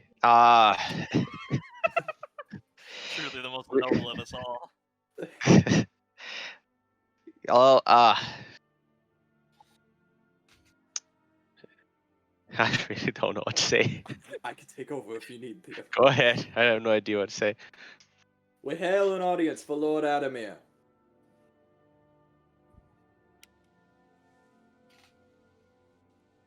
Lord Adamir does not wish to be seen at the moment. We are under orders to keep these bridges down to homelanders. And without permit, there's no coming across. Excuse me, sorry. If you have no further reasons, step off the bridge now. The High Phoenix's son would like an audience with Lord Adamir. Do you see one of the guards just like Mutter in the background.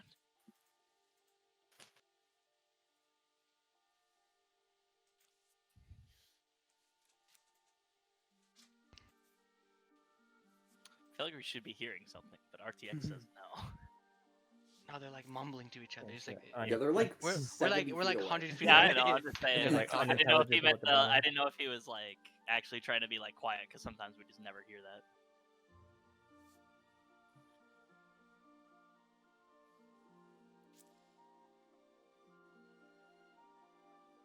If I heard you all correctly, did you say you had the High Phoenix with you?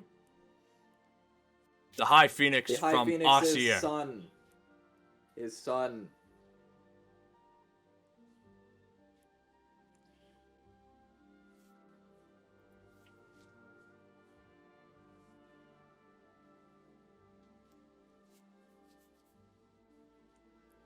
You notice that a lot of the guards are like looking at you. The ones with like crossbows are like,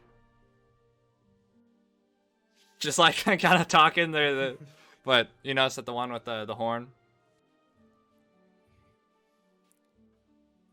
Please set your weapons aside and await. We will speak with. Well, I have to go ask my superior. So. Yeah. Yeah. I need to speak to your manager, sir. You see, he sets the horn down. You can see a lot of the guards kind of step away, but there are still quite a number of them that are like watching. And as you all kind of like step aside and kind of try to make your armaments known, kind of taking yourself to relax. You notice that very quickly from like you go from like waiting, just kind of standing around, having to kind of like slack and rest your backs against the stonework as the minutes. Dozens of minutes pass. An hour. 2 hours. Then Jesus.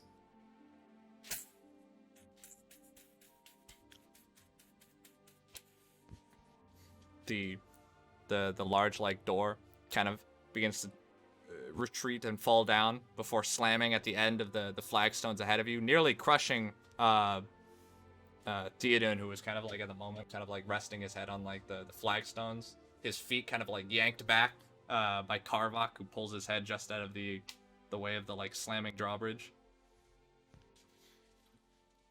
You can see standing on within the portal of the drawbridge is roughly about 20 guardsmen. You can see similarly as they all make their way across the bridge, all of them armed pretty much as they can be with like pikes, shields. The one leading them with a shield and sword, but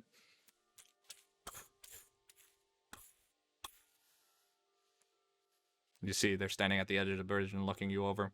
The one in the front, fully clad in plate armor, the 4-starred like 4-armed star on his chest piece, his sword currently holstered, and he seems to be looking at you all. This is a bit of an exception. We had no. If what you say is true, we're more than likely owing you an apology. But Lieutenant Dane would like a word. And be prepared to prove what you say. For now, however, leave your arms and armor, or armaments, or instruments of war on the bridge. My men will have them collected and returned to you if what you say is correct. Alright then. Alright. I'll take my weapon off. Take my big ass falchion and just stab it into the breach. I guess I'll put my needles on the bridge. Those are the only weapons I have. That'll be 5 gold of property damage. Property damage. Karvok. Oh, As he just slams the blade into the bridge. No, I'm I kidding. think that would hurt your sword more than it would. Yeah, hurt it the would. ground. He doesn't It's, actually. it's cool though. You see one of them is writing you up a ticket, like. Fuck you. I don't pay taxes. Listen, you guys are not paid well enough to try and fuck with the Prince of the Elves, alright? Get back in line. They could be paid enough. I'm just an orc. I don't get all these shitty laws. If you are ready, I'll take you this way. You can't really see this guy's features; they're hidden beneath the like helm. But It's like Gowan's cousin. as Gowan, do all helmed guys know each other? Mm-hmm. oh Gowan, shit, you Gowan, know, guys are Jeff. step it up. What's up, Jeff? Fucking Oh, 400 so Terry. years down the line. So Ayo, did it, bro. everybody left their weapons and stuff on the bridge? Yeah, nobody's Yeah. pulling I a still stick. left I the stick, guess. the silver stick. You didn't leave the silver I stick. still got these I did leave the silver weapons. Okay. You get We punched. need that, bro. Yo, I'm about to start fucking launching blood missiles all over the place. But no, you they take you across the bridge. You can see a few of the guards kind of collecting your weapons and stuff and following behind. But then nonetheless, you get led into the central courtyard of this V-shaped keep. You can see that there's a lot of like hanging like scaffolding that runs along the inner walls, where you can see that there are a collection of other guards that are looking down on you. You see that there's a small stable area to the far left, and presumably a barracks that kind of runs along the far left side. Along with that, you can see that there's a large like gate within the keep. However, it is not. Its portcullis is currently like pulled up, and you can see that it has a path that leads past the outer watchtower and on across the remainder of the island of Stiff Pass onto the bridge on the far end that you imagine leads to Newtown. But these guardsmen lead the guardsmen that you're following, and as you're kind of being walked through the central courtyard, many of the guards that were like following you begin to kind of break off and kind of, though keeping an eye on you, seem to kind of disperse to different areas of the keep. They walk you up a wooden staircase and along the scaffolding before you're walking through a stone like corridor and out into until the guardsman ahead of you seems to approach a wooden door in which he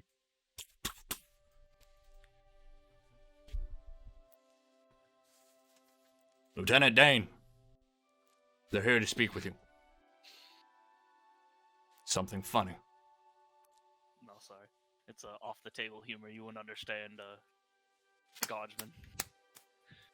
I only know a few words of English. No, I'm kidding. These are my predetermined lines. Yeah. Stick to the fucking script, Carbach. If we hit E on him again, he'll just do the same thing again. Lieutenant Dane. Lieutenant Dane. Lieutenant Dane. Lieutenant Dane. Does Lieutenant Dan have no legs? I gotta ask. Lieutenant Dan. A few of the guards just like. You can hear a few of them just like seem a bit concerned, but one in the back just like. Sure, he gets it. See, kind of just like, no, I don't know.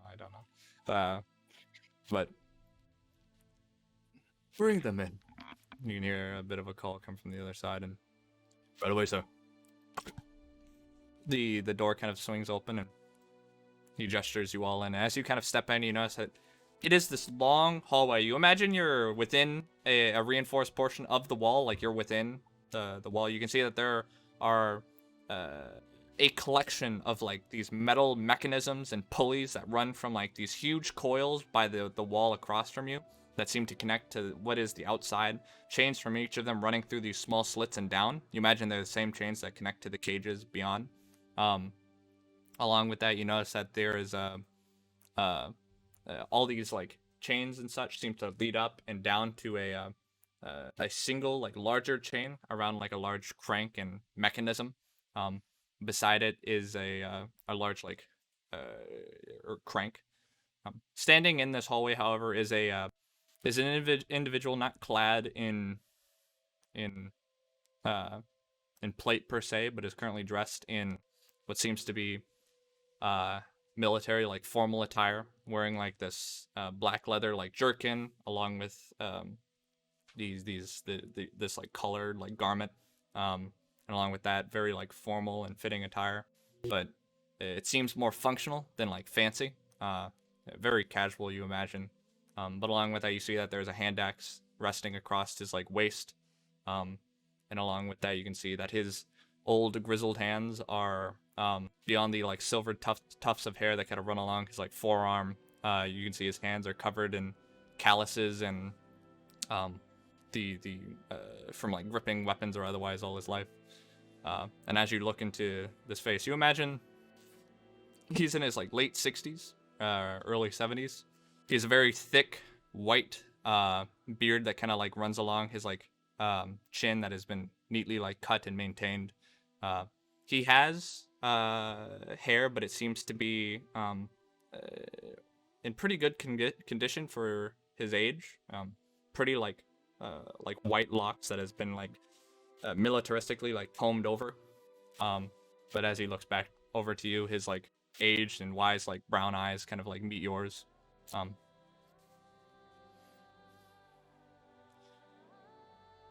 Excellent. You're excused then. Be certain to pull the drawbridge up. Don't want any new visitors. But, sir, those are my orders. Step outside. Right away. You heard him. As he kind of, the guardsman that led you here kind of like gestures to the men. And as he does so, I will say, Corin, with your like that's odd trait, you notice that the palm, as he like gestures up, you notice that there is a cold burn on his palm, of the guy that like led you in here. The guy that led. Not Dan. Not Dane. Or Dane, sorry. Yeah, Is it I Dane wrote or down Dan? Dane, and then you said Dan, and now you're fucking me up. I didn't say Dan. Bastard. I No, said that Dan. fucking Seth said Dan. Lieutenant Dan. You see, that is a reference to the movie Forrest Gump. Copyright. As the door closes behind them, you notice that the Lieutenant Dan seems to kind of like he has his hands like resting behind him in this very like collected composure, but as the door closes, you notice. Also, at this point, as the silence kind of falls over the room, you notice that there's the sound of like choking and like sputtering as people are like swimming in the cages beneath. But you notice he reaches out a grizzled hand and as the chains all taut and seem to recede up, and you can hear just distant like as the chains and cages, you imagine, have been lifted a degree above the water. Apologies for the wait. I was attending to matters in Newtown. Took some time for me to return here. Now, I believe there are some explanations and updates that I am in need of. My men and workers here gave me some input and inquiry that, to some degree, we're dealing with a nobleman from Arcia. That's right. And My name is Theoden. I'm the son of the High Phoenix.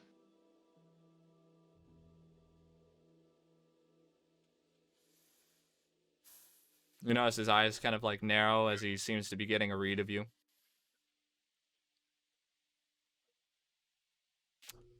Can you make a diplomacy check for me, Theoden? Of course I can. Let's I love fucking go. Right? Let's fucking go. That's I assume that's a blind GM.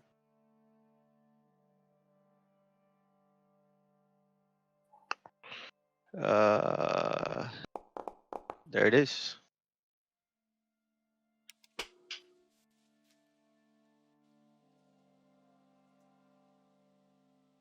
You notice that as you kind of like say that to him, it isn't as though you were like, he kind of narrows his eyes, and you imagine that this man has, over his long life, had a great many like dealings, especially in the life of guards, with liars, cutthroats, and individuals that are of a less truthful nature. And you imagine he has gotten quite good at reads, and understanding when someone isn't telling the truth. And as his eyes unnarrow and soften, you notice that he... Well, I must say I'm a measure surprised. I would ask exactly why you're doing so far south, dear prince. and so far away from your political game. But I feel I know the answer with the markings on your skin. As he looks to each and every one of you. Said I'm gonna be quite honest with you. I've died. I think, if I'm correct, it's been a few months, and I've come back, and I'm pretty sure you know why, or how at least. I'm trying to make my way back home, and I was lucky to find some of select few that could help me. However, I still need some more help, and I'm in the hopes that you could probably uh, give me, or we could trade in any way for a few slaves.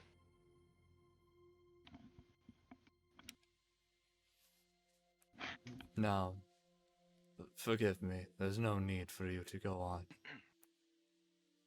Try to convince me for help in that matter.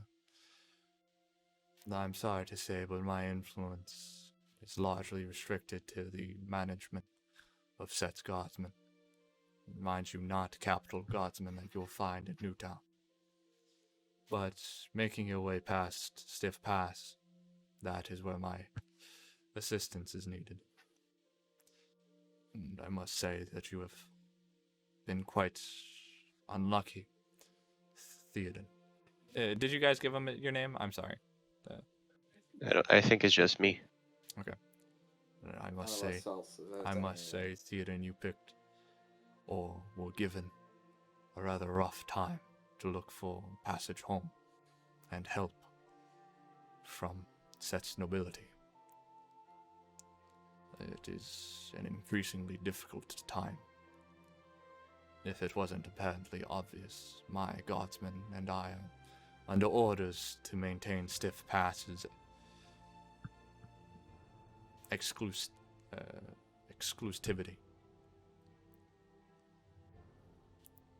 Locals are not allowed past the bridge and into Newtown unless given sponsorship and or pay.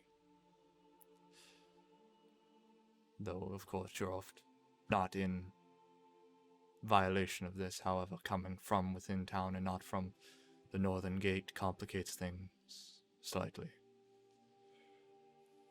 Of course, I normally would not see such a necessary thing, but recently the Lord has made a great many changes to the regulation of the citizens here in Set, especially so for how me and my guardsmen must do our work.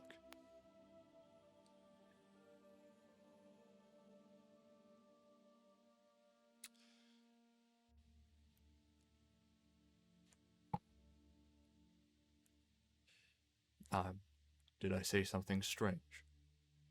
As he seems to comment on your silence.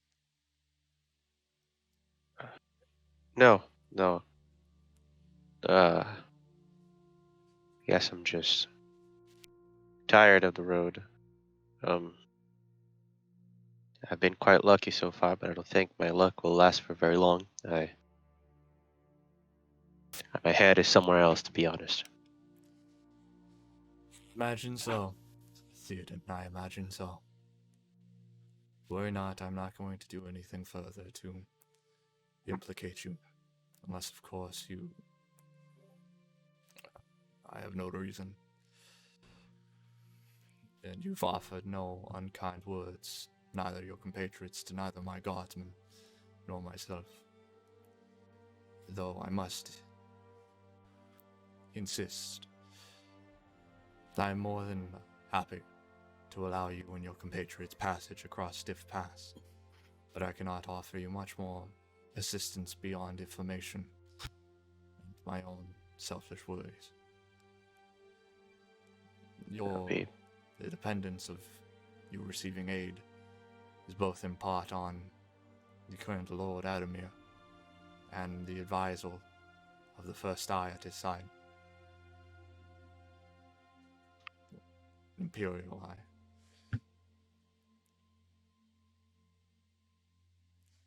Corin, if you would like to make a society test, Ooh, you're welcome. I would love to. Society. Theo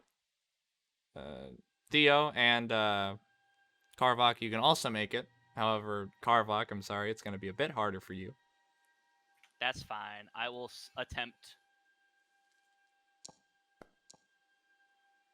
I did a public. Whoops. Sorry. Roll again. Damn, you got that Nut Society. That +1. Yeah, buddy. +1. There's the roll for you, Tommy. One. Okay. Would any of you like to spend your hero points? Not at all. Yeah. I don't give a shit. Okay. Yeah, I do. Go ahead, Corin. I have not invested a lot in society. Theoden, 'cause I don't would you like to? society. No, I'm okay. Okay. Theoden and Corin. Actually, I'll start with Karvok. Karvok, you understand the Imperial Eyes to be. It is a taboo figment of imagination. The oppressiveness of the Empire, though it's been pretty okay for the orcs. Though getting, having to stop all the warmongering and otherwise is often referred to as under the watch of the eyes. Bit of a drag on our whole, nature. Yeah, it's an annoyance. But it's not like a person or anything. It's all the rules that you have to follow now, and it's problematic sometimes. However, for Corin and Theoden, you understand that Imperial Eyes are basically the preemptive force of the Inquisition. They are generally, it is not too uncommon to find them within places of note, especially so within like larger cities like this. They are generally there to act as advisements of Empire's will, especially so of the Emperor. And they seek out or keep an eye for any hints of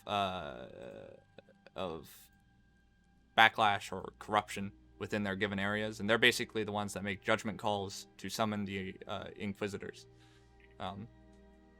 They are basically the first step, as well as most Imperial Eyes are preceded or assigned to Inquisitors as they are on the path to becoming Inquisitors themselves. Though not all of them, of course, many of them remain Imperial Eyes their entire lives. It is still a role to be respected. They carry not the same political power as Inquisitors, but they carry the same although not the same wisdom, but they carry the knowledge of law and similar senses as Inquisitors, though developing.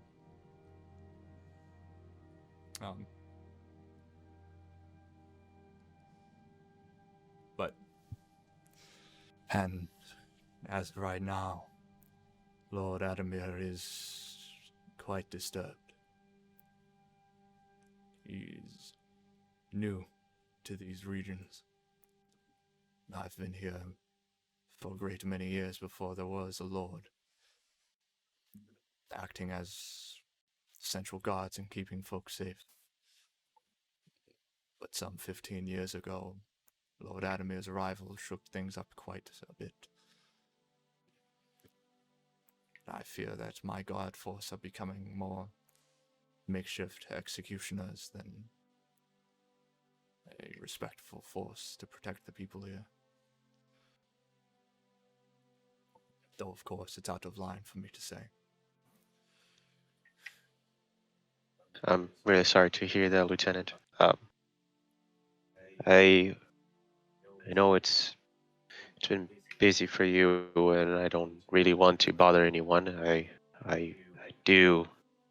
hoped that I could speak with Adamir, even though all the circumstances, and I hope not to take too much of his time. I imagine that is entirely dependent on how you speak with Lord Adamir. The only advice I can offer is it will be a balancing act between your statements and truths, I do hope. against his, since there is no better word of it, imaginative mind or paranoia than the balancing act of law and of the imperial eye. You must care not to anger either of them. Otherwise, I imagine I will be seeing you again very soon, and on not so friendly stances. But if it comes to that, I want you to know it isn't anything personal. And is, of course, attacking visiting citizens is not something we're used to. I understand. So, should we proceed, or can we continue? If you have no further questions with me, or concerns Oh. of proceeding into Newtown, I would be happy to escort you along with a regiment of my guards through Newtown and to the Crooked Keep. If you allow me, I'm gonna do a little hand gesture to Cor. Hello. I'm gonna whisper in to him. If you have any questions, that's the time. Just go ahead. I don't believe I do. A little Okay. bit. I'm not going to be able to join you. Okay. You got fucked there. I couldn't understand a word you I said. can, Oh, I'm sorry. I'm I- sorry. I don't. I got a little bit of that. I got a little bit of that. caught Yeah. most of it. I said You're not gonna be able. I have no questions, and I'm not going to be able to join Mhm. you for the conversation, nor probably Gallon.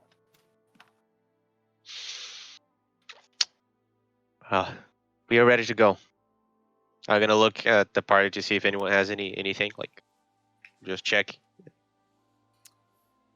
I'm the Yeah, okay, sole well, just guard. off the table, based on what I missed, is the reason me and Corin shouldn't be there because of the Inquisitors? Yeah. Okay. Because they can sniff out like witch stuff, and we both have witch stuff. So Oh, stay in the Does corner. my oracleness count as something they'd sniff out? I mean, they might sniff it out, but I don't think they would like kill you for it because it's not like directly evil. Well, at least I don't Yes. know. My But blood. like I the mean, witch is like keep exactly in- what they're like. I'm gonna Keep kill in that guy. mind that you already kind of smell like witch stuff because you're revenants, but that's where all the Yeah, taboo well- comes from. But you Someone's gotta extra stand must up, be. dude. I'm definitely not going. I will. He will be like, okay, yeah, yeah. Mhm. He's been a couple inches deep in the ultimate witch, so these things are kind of Yeah. something he shouldn't get in the middle of. We ready to go? Oh wait. Someone's got to stick by dude, and I'll keep watch over his back. I whispered at Gowan and Corin as we're like making our way out. For the time being, you are welcome to remain in Stiff Pass if you are uncomfortable moving into Newtown. For security reasons, we cannot allow you to wander unobserved within Newtown.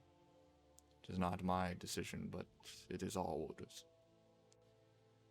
Lieutenant, if I could ask a quick question on regards to, I guess myself and my compatriots here, and you- I guess my Lord Theoden. You may speak freely. Can we get our stuff back? I like that sword, and I want to keep it on hand. Once you return past Stiff Pass, you may receive your weapons again. Hoping you wouldn't say that. God damn it. Fine. I think I'll take up your offer to remain here. I don't believe I have anything to add to the conversation between Theoden and Lord Adam. As will I. I believe I will keep an eye out on the emissary Corin here. If that pleases you, my lord. I am by no means a lord. Oh, I was talking to Oh. Theoden. You talking to me? Oh, my bad. Not Yes, to of course. Theoden. Oh. Hey, yeah, Theoden's the noble here. Alright, Lieutenant, lead us on the way. Go, keep an eye on my sword, make sure no one touches it. Alright, you go ahead. Well,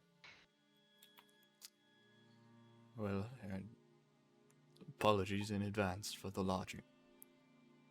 But of course, remind you will be entirely safe in our care.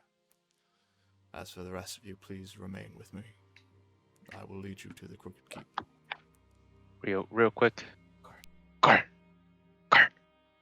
Yes, my lord. Clearly, with sweaty hands, just like, okay, you made the master plan, so I just need the validation from the guy, and then we good. That's it. We're gonna need we're going to need sponsorship and a letter As you, specifically stating that we want black wasp slaves. Make sure to mention that they have to be black wasps. Else there's no point. last. That's what we need. That's it. Yes, slaves, specifically the ones that fight. Good. Okay. No validation for like, oh, we're special or whatever. I mean, if they ask it, I imagine that you would have to present something, but that'll be more That's on the okay. fly. I mean, Okay. you're Prince of the fucking L's. He's not going to question you that much. Okay. Well, you can close your Google Drive now. Thank you. Close up the documents. See his UI just. Dude, I got your back. You need me to do some talking? I got your back. I don't know if Thor is good at this stuff. Okay. No, let's go. Well, we got this. We're splitting the party. About to get fucked. Okay. As Dane takes Theoden, Tora, and Karvok across and through the gate, along with an entourage of guards, heading out of the gate and towards Newtown. Corin and Gowan, you find yourselves collected by a group of guards as well, and taken to the innards of the keep, leading you down a spiral staircase before you arrive in a U-shaped long hallway of cells. For the time being, they seem that they are going to be keeping you within cells here. Oh, god damn it. Okay. Don't have a guest room. Sorry. You're welcome to keep on your arms and armor. Well, not your arms, we have those. Not, you know what the fuck I mean. Please, arms. But you're welcome to sit together. And, sorry about that one. Probably talk your ear off. He's a bit mad.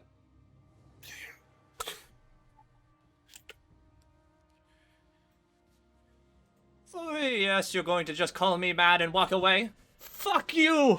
Fuck all of you! As you can see, the one on the gate kind of pull himself up, and kind of like shouting down the corridor at them. Fuck.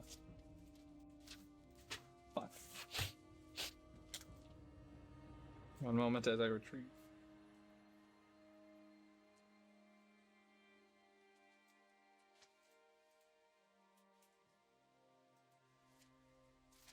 Shit. While everybody is going into their own discussions and otherwise, we will be taking a brief intermission. They have to collect some extra information, but nonetheless, we will be returning here in 10 minutes. Break. Alrighty, and we are back from our intermission. And to resume where I left off, I will not be tarnished once again. I am Maximilian Wilson Lefont, the Grand Architect, capital born, and I will not be disrespected this way. Fuck away from me! You can see he kind of like fucking seems to kind of like look away and like spit. And as he kind of like turns around on his heels and then looks back to your cell. He is dressed in very like long fitting and like formal like a vest that has this very like dark orange hue to it. It has two long like coattails that like run down to the back of his legs. You can see that he has a long like satchel that's kind of tied around his like waist, and you can see that there are a collection of like scrolls that are like poking out of the end of it. You notice he has a twirled like mustache that kind of runs along a like a dark brown like goatee that kind of comes down to a point as well. And you notice his hair is like though a bit receded, it's slicked back. Along with that, you notice that he is wearing a set of like wide brimmed like glasses. He has a very long face too. He looks very I don't know if this is bad to say, but French. He's a French boy. He's a little Frenchie. And as he's kind of like, apologies about my little outburst there, but I wasn't expecting their visit so soon. And what is your names? What? I'm gonna point at Nope. Tora. No, We're they're not there. there. This is in the cells. He's in a That's cell. the jail cell. Oh, sorry. I was Across like, from yo. you two.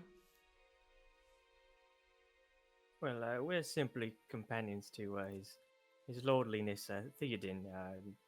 We were just put here as this is like the waiting room for us, basically. Was your good lord castrated as well? Chastised in the open streets for merely disrespect. Hard-working men. Oppressed. Honestly. What this city has fallen to. No. It's something I Sorry, hate to see. what was your name again, and who are you? Why, I'd matter-of-factly Maximilian? love to introduce myself, and where was I escaping? I am Maximilian Wilson Lefont, the Grand Architect. I built many of the repairs around set that you see. My architecture, well, they hired me. Lord Adamir hired me to foresee the construction and repair of set. Many of the bridges you see, my work. And I was in the process of repairing the Crooked Keep, as they call it. But to be quite honest, there isn't repairing melted stonework. More tearing it down and building it anew. A replica. But he wouldn't have it. And when I told him it couldn't be done, I called him a posh idiot. Well, regardless. Anyway.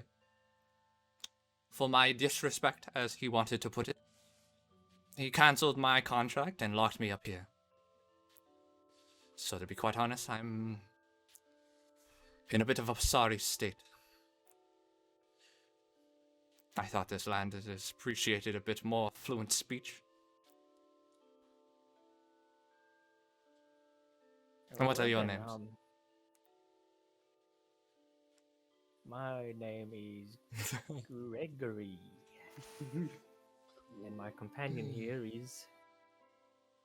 I have no reason to give him my name. He's a bit tight-lipped. It doesn't matter anyway, what our names are. Of course it matters. Names are the foundations of the structures that are our lives. And to be quite honest, it rather looks like both of ours are falling apart quite quickly. We're both locked in cells, after all. Well, I mean, we're not really incarcerated, we're just waiting for our lord to get done with his negotiations. Oh, when your lord finishes, are those negotiations, if I may ask, with Lord Adam? Perhaps we'll all be staying in these cells for a little while. Can I ask why that is? Well, Lord Adamir, you see, has a bit of a short fuse, from my understanding. He was a lobbyist, and he acts so pompous, back from central capital. Licking any boot that comes near him to get a little bit of a push in the political game. Stepping over every artist in the city, and gives them, just like many of the ones with the coin to pay for our works. Publicity, they call it.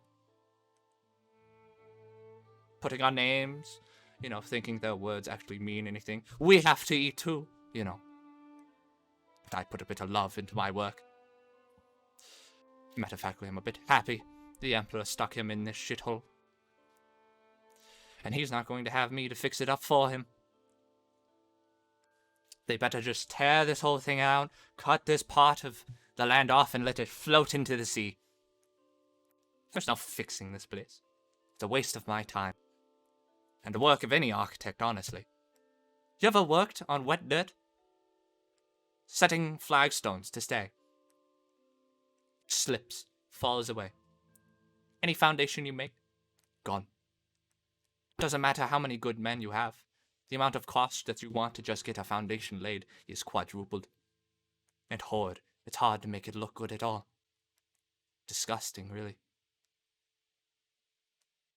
But I guess that's why they hired me.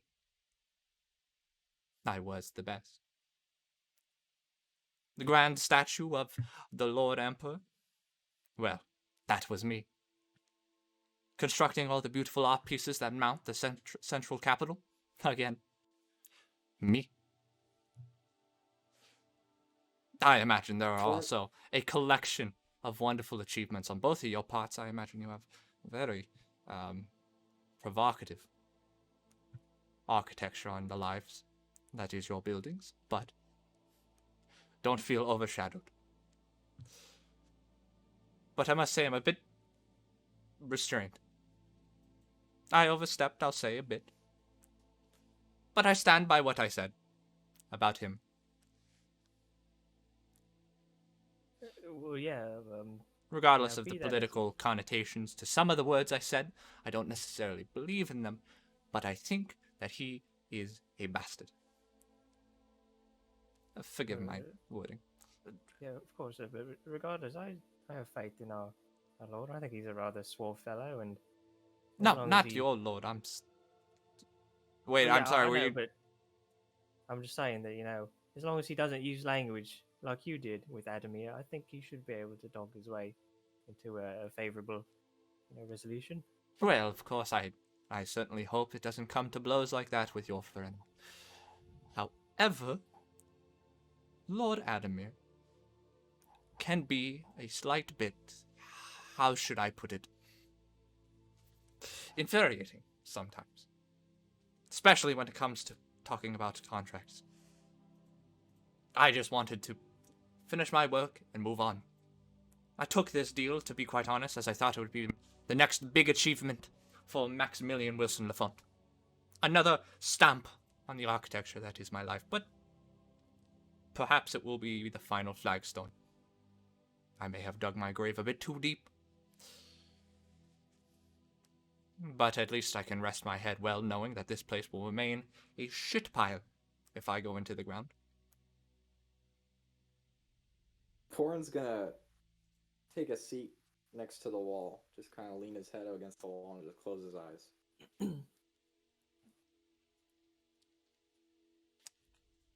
Okay. He's buckling up for the long haul. This guy is not going to stop talking.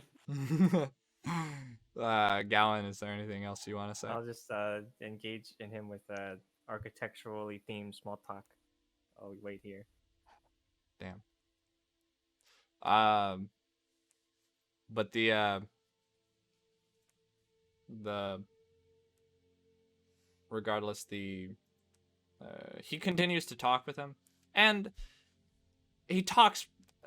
He's very, self-centered a bit. He's very That's quite confident cool. in everything he Yeah. says. Whoa, really? Yeah. Wow. And you definitely, though, with how much he talks, you imagine that there isn't the confidence has to come from somewhere. And architects and engineers are a difficult thing to find. If what he says is true, perhaps there could be use for him elsewhere. But regardless, we will be jumping to our other group, who are currently at this moment. We go to you guys as you guys are exiting off the bridge and stepping into the. It's a bit of a jarring change from the rest of Set and into the town of Newtown, or the part that is known as Newtown. Bright light and well made structures that are well taken care of. Guards that are patrolling the streets that are in different garments than the guards that are at Stiff Pass. A majority of them wearing the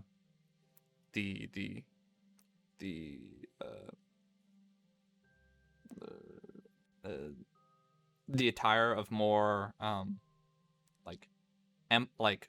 Empire soldiers than it is actual guardsmen.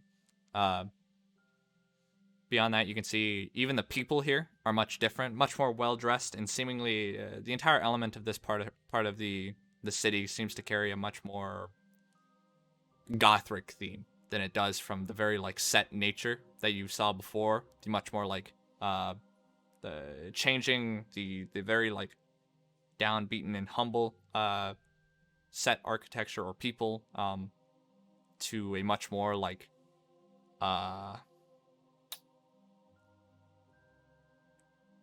it's a good way to describe this. People have, from what you can see, it's very much what you would see in like people are less relative here to one another. It's very passive, and what you would see in like one of the larger like and closer to the capitals like cities, much more organized than like communal, if you will. Yet regardless, they walk you through the streets and up out towards the towards the southern parts of Newtown. And as you approach there, the high ridge that the Crooked Keep sits on, you notice that the large like functional stone stairway that leads up to the face of the large like muddy ridge in which this keep sits on. Large metal fencings that surround it and over the as it sits on almost a large like sunken overlook of the city. And you can definitely see where the name the Crooked Keep comes from, as the entire like keep itself seems to sit at a very like odd angle at the top of it. You notice that the once tall standing towers and walls of it are bloated and bubbled, or just melted away completely. You notice that a portion of the waters behind it, there are just entire chunks of the former like structure just in the water, as now just standing reminders. That and the very like melted like stonework, especially so along the top and all the hollow windows of uninhabited rooms in a majority of the castle, gives it a very like tumorous look at the top of the hill. Yet nonetheless, Lieutenant Dane takes you to the edge of the stairway, speaks to some of the guards, and begins making his way up the steps. The entourage of different guards kind of following behind his own, as you guys are all being led up the steps. Soon enough, you're led through the large and slightly tilted front doors of the Crooked Keep that kind of get pulled apart, and you walk into the it seems as though the entire like central corridor or main entryway of the castle, as though its like construction had been like stopped midway, is like covered in like scaffolding. You can see portions of like stonework has been like repaired and pressed up. Pieces of colored clay to match the stonework has been like very smoothly like placed in a attempt to like seal the ceiling, and it for some to some degree has. Yet as you guys are being marched and entered through the hallways, passing through large paintings, and it seems they've tried to bring some level of like regalness to the ugly structure through like decorations and like furniture. However, it's this very weird contrast. The halls are like lined with like guardsmen. As you approach the large like double doors and they open them for you, you find yourself entering into a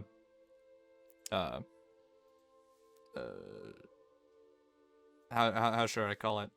Not necessarily like a throne room per se. But as you enter, there is a large like stone stepway that like leads up, and the stairs seem like kind of dangerously smooth at portions. Portions of them have kind of like smoothed down to the point that they're just like slopes, as though whatever had like melted it here. And it's the same like bloated architecture of the stonework all around it.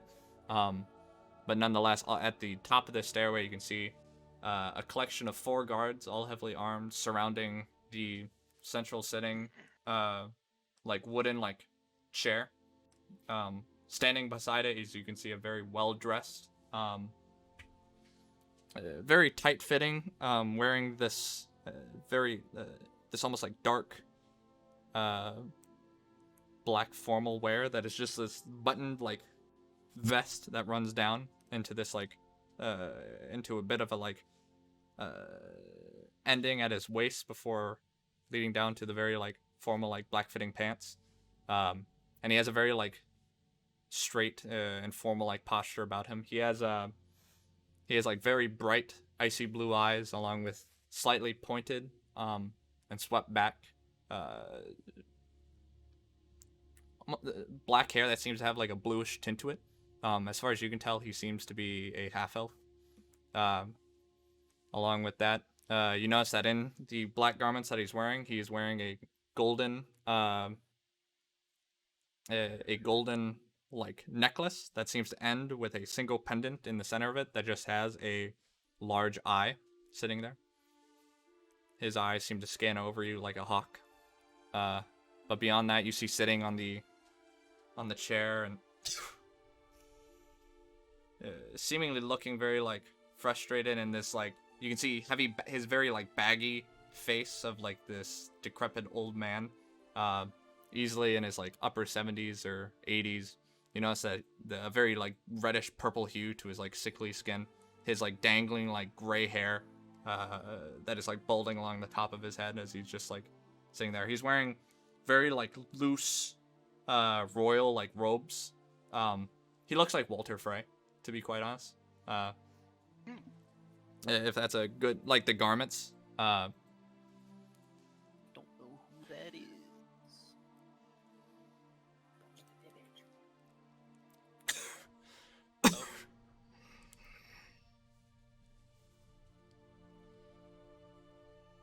You see Lieutenant Dane kind of step forward. Evening, my lord. I bring visitors passing by the Stiff Pass, and have the pleasure of introducing you to the son of the High Phoenix, Lord Theoden. I'm gonna take a bow. Karvok and Tora. I'll Yeah. also bow. You notice that none of the guards bow, but and the like Lord Adamir, as you can assume, doesn't really make a move, and he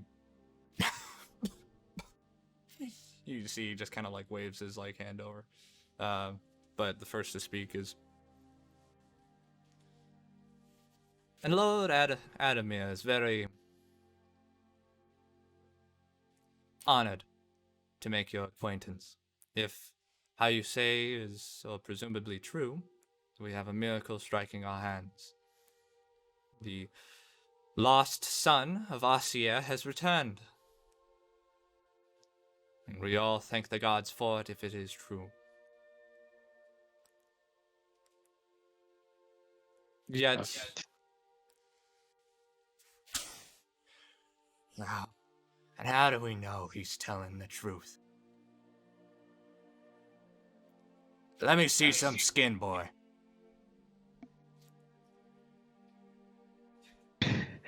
I feel assaulted. I believe if you could show us your I'm gonna sacred start dharma. taking my shirt off. I'll catch him. Whoa! Yeah! You see the... Woo! Hand it to Let's Tora. fucking go. I'll take his clothes and I'll fold them.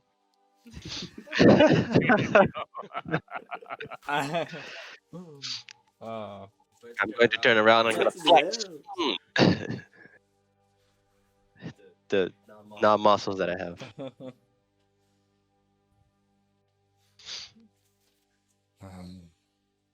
You see Adamir kind of like waves a hand to the Imperial Eye, and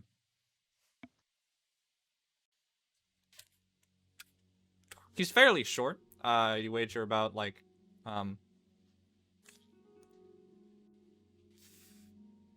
like 5'5", 5'7". A manlet. I'm so sorry, but I don't mean it like that.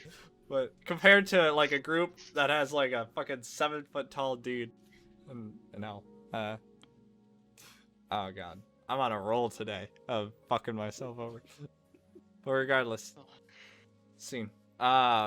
Stepping down the staircase, he looks over at your tattoos on your back.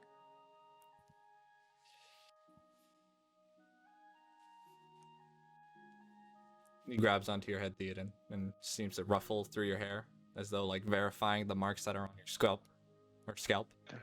I'll let it go. I'll let him do the thing. Well, this is all quite intriguing. And who may these individuals be, Prince Theoden? They're helping me. This is Stora, and this is Skarbok, who's protecting me. Yes, I see all of you are night touched. And I imagine for your father that's a blessing. And with the recent amendments, there's nothing you need to worry about from me. So for now, at least in my own personal opinion, I welcome the return of a prince. And you have my condolences for your father. He steps up the staircase. Excuse me? He stops midway. Condolences?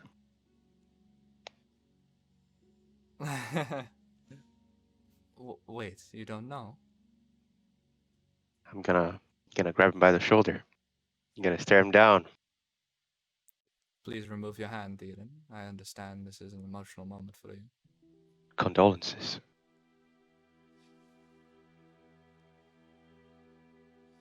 Worry not. Your father is, to my understanding, still alive, the High Phoenix. However, is in critical condition after an attempt on his life. At the current moment, the acting High Phoenix is Gabriel Elenaro. Your brother, if I presume, has taken an extraordinary amount of precautions to ensure the prolongment and recovery of your father. I was offering. I had assumed you knew already. Someone who had skipped the process of death. But I see now this must have been a rather recent development for you. Forgive me for my manners. I stepped the line. Indeed, I've been out for a while. I've been catching up with information as I go. Well, you must learn one moment or another. I guess I feel as tad sorry it had to be me to procure you this information. But regardless, Lord Adamir, he is who he speaks himself to be. This is, in fact, though in revenancy, the son of the current High Phoenix.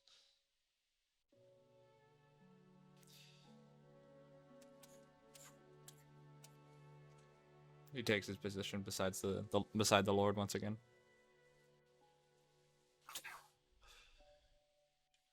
You may return to your keeps.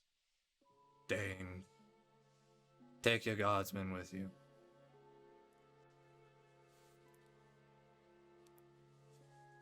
you. Dane seems to kind of like look over to the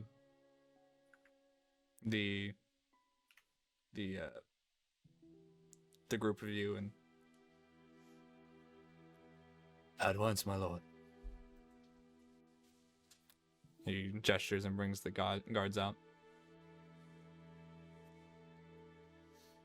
So, lost prince.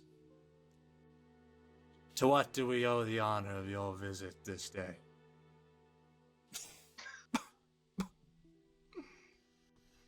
Lord, I'm trying to make my way back home, and I've gathered some information as I walked through this land, and I heard that a gang called the Black Wasp have a few slaves. Yes, the business of the Black Wasps are in working condition.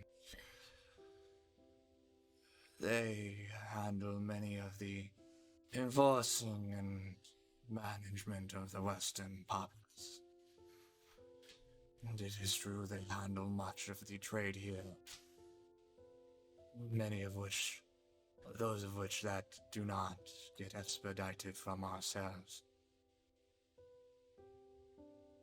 That's a shame. I've been wondering if you could at least give me any type of certification that I am who I am, and I was hoping to get into that place as the prince to get a few slaves for my travel, finding slaves. And what exactly are you needing these slaves for? Well, I fear that my travels are not going to be easy, and the men that I have currently might not suffice. Yes. This festering plague of a city is a poor starting point, but it won't get any easier venturing forward. And I pray the sickness that sits here in this plague of a city hasn't gripped your bones already. What am I talking about, revenants? Yeah, I'm sure you're fine. But what do walking carcasses have fear of on the road anyway? Prince or not, if you die on the road, you'll come back anyway, isn't that right? I fear Not exactly, but I fear not, my lord. We're not immortal. of course you're not. Yes, well, regardless, I can't grant you these slaves. Perhaps the best I can do for you is grant you my sponsorship to enter the hive. But There'll Prince or be not, why should I grant my sponsorship to a revenant? Looks poor upon a political representative of myself. I come from the capital, and I'm already shit deep in these festive waters. Why sully my name? my lord. I'm pretty sure that if my family hear that you, Lord, Yes, your family helped on the me, far northern side of the continent is going to help us. I would personally come back. I'll give you my word. You see the Imperial Eye. Now I see statements are getting a step heated, but perhaps, Theoden, would it not be better to find yourself escorted by matters such as dealing with Revenant or not? You still have some political relevancy at the moment until titles are decided by your own elven kin upon your return. Perhaps this would be a better matter handled by the escutcheon of the Inquisition. I could send word to my patron Inquisitor, and I'm sure we could have a skyship fly you home in merely a few days.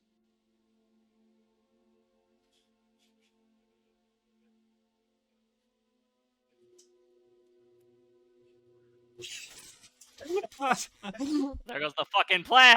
Oh no. Stick to the plan. How much does he want to go home? Theo's bottom lip shaking, just Yo, fuck the plan. He's going in. I don't know. We should bring any bother to any of you. And the way I've lived my life for 700 years, the way home, that's my redemption. I want to go on my own terms. And if I die on my way home, so be it. make a deception test. Yo, he's out here making a pilgrimage, boys. Unless that was the truth. I assume that's the deception. I speak from the heart. Wait, You actually, speak was that not a true lie? Truth. No, that was not a lie. Oh, okay. Then Let's make it the. fucking The go, road for Theo. redemption. We're Okay. actually You want Then you don't need roll, a roll. You don't need a roll. okay, sure. Because if you were lying, that would be a step different. But you see, he's a bit surprised. Well, the same as it is our inquisitive right to look over the nobility and prosperity of the empire. It is, of course, your right to make your decision as a man. And I mean no offense, but in your revenancy until things are decided, it saves me a bit of paperwork. I recede my statement. So he steps back.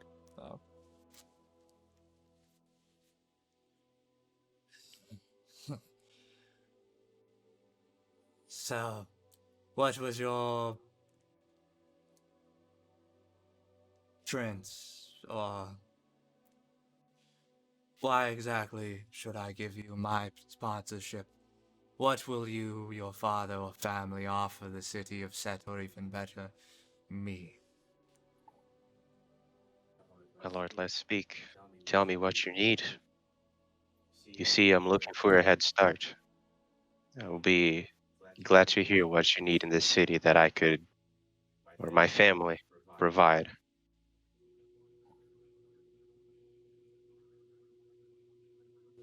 It is not something that you can send me, but there is something I would enjoy to have from your family. Your body. Don't give me your sister's hand. Let me touch some skin. Ah! Touching Um, nice. Yet, regardless, I would like my position transported. All the same titles, roles, as an administrator within the city of Osir. My titles within the Empire, and with your currency and wealths and containing fiefs maintained, and your father's input to the Emperor to have my position moved, and another poor bastard to take my place. My lord, I fear that with the news that I've just got, and me not really knowing how my father is, or how well he is, it might have turned into be a decision that either me or my brother make. If it comes to be a decision that I have to make, That is my wish. However, you have no financial or material way, to my understanding, to guarantee this of occurring. And all I have to weigh is your trust and your word. So tell me, Theoden, are you one to be trusted? trust. I've been killed, and I see this new world in a different way. If you help me here, you have my word. I'll make things happen. My journey will be tough, and my allies won't be forgotten, especially you.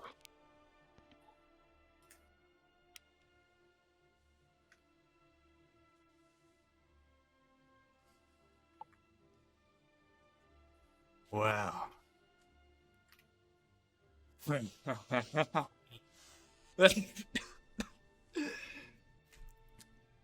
Fine then, Theoden.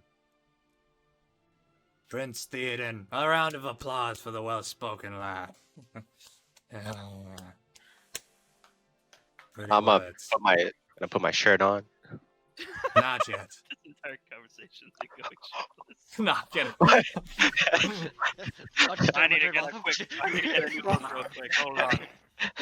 Scribe. Fine, Get a Theoden. picture. You have my pledge, patronage, that you may enter the hive under my sponsorship. Take a bow. Do not make me regret this. I won't. Though I care little for either of the businesses in this city, I still have a reputation to uphold. I'm known as quite the kind individual, you understand. You see a lot of the individuals in the room like, yeah, right, yeah.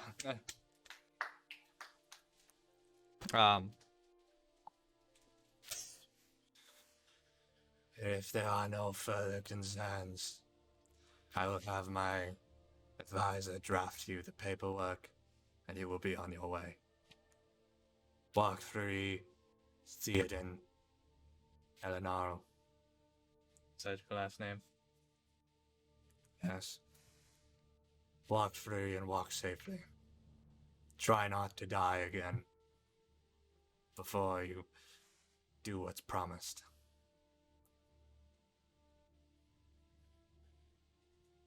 Thank you, my lord. He waves his advisor, and you notice that as many of the guards are kind of moving you about, and you see the Imperial Eye kind of like take you all to a different chamber, returning with a kind of having you await in there before, as he seems to draft a paper, leave, and then come back, and you notice now the paper is stamped with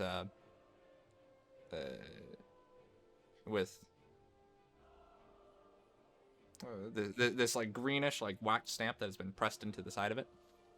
But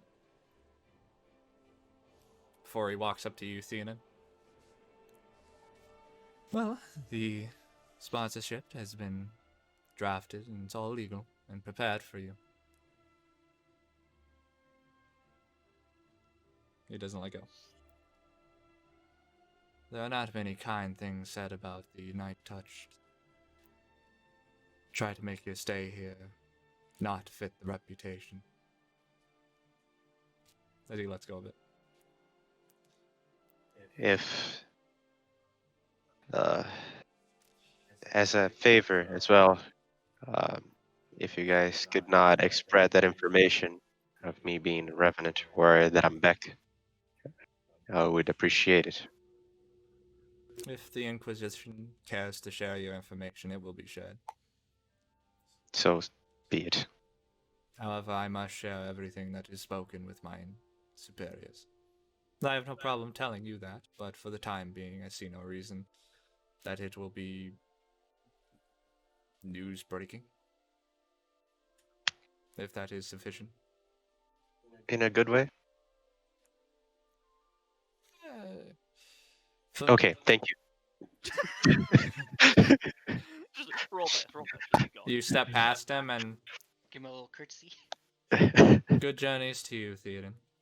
As he seems to sit down in his chair as the door gets shut behind you guys, and you guys are escorted to the base of the stairs of the keep. And as you guys are left at this base of the stairs, the guards kind of return to their positions, and you no longer have an escort, as you're all just standing there. You notice that Theoden has a bit of a sweat.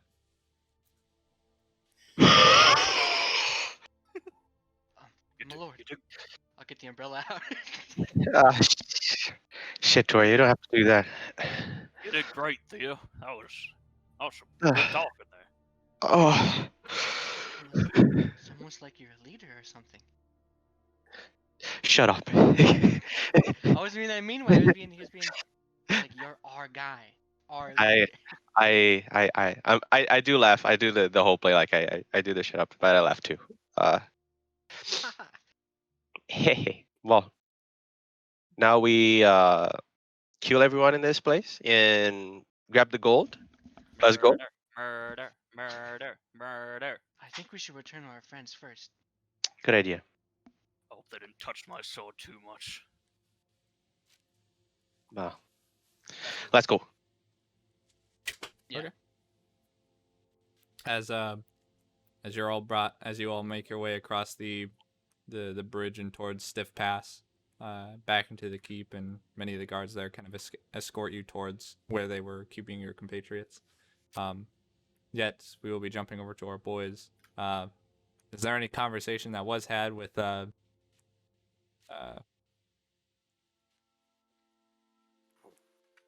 With Maximilian? Corin just suffered through that. I imagine yeah. he probably didn't shut up. Just talking about his goddamn achievements and all that. What the hell? I'm the one with the ego, not him. Okay. Well, yes, I've always been looking for possibly a new venue to spread my talents, my works. Not certainly a place to be doing it behind these bars, though it certainly is a place to get one's thoughts together. You see a single guard come down the staircase along with the entourage of your compatriots. Time's up. Time to let you lads out.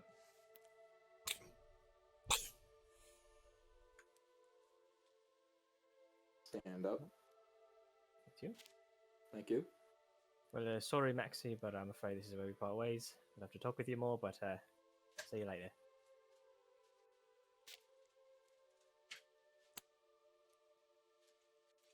You kind of just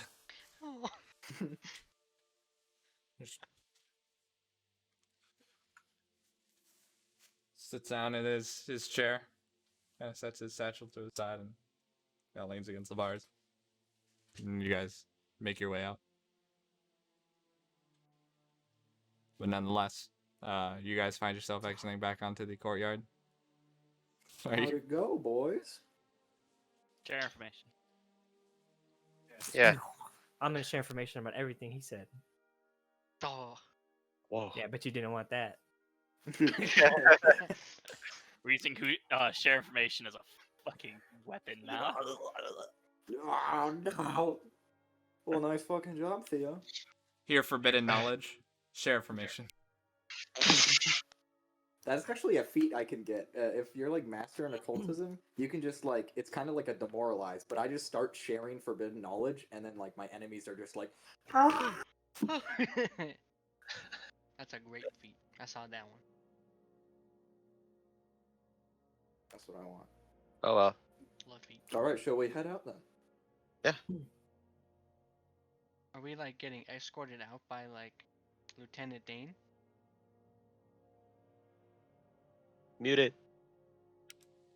I'm about to mute you, Gabe. Got him. No, I'm kidding.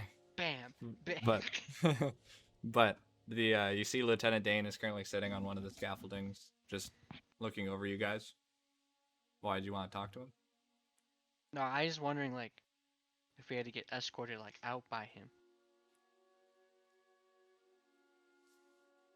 You see, he kind of makes a call and gestures, and you go. The large like drawbridge kind of drop down. Give him a little naughty, a little bow.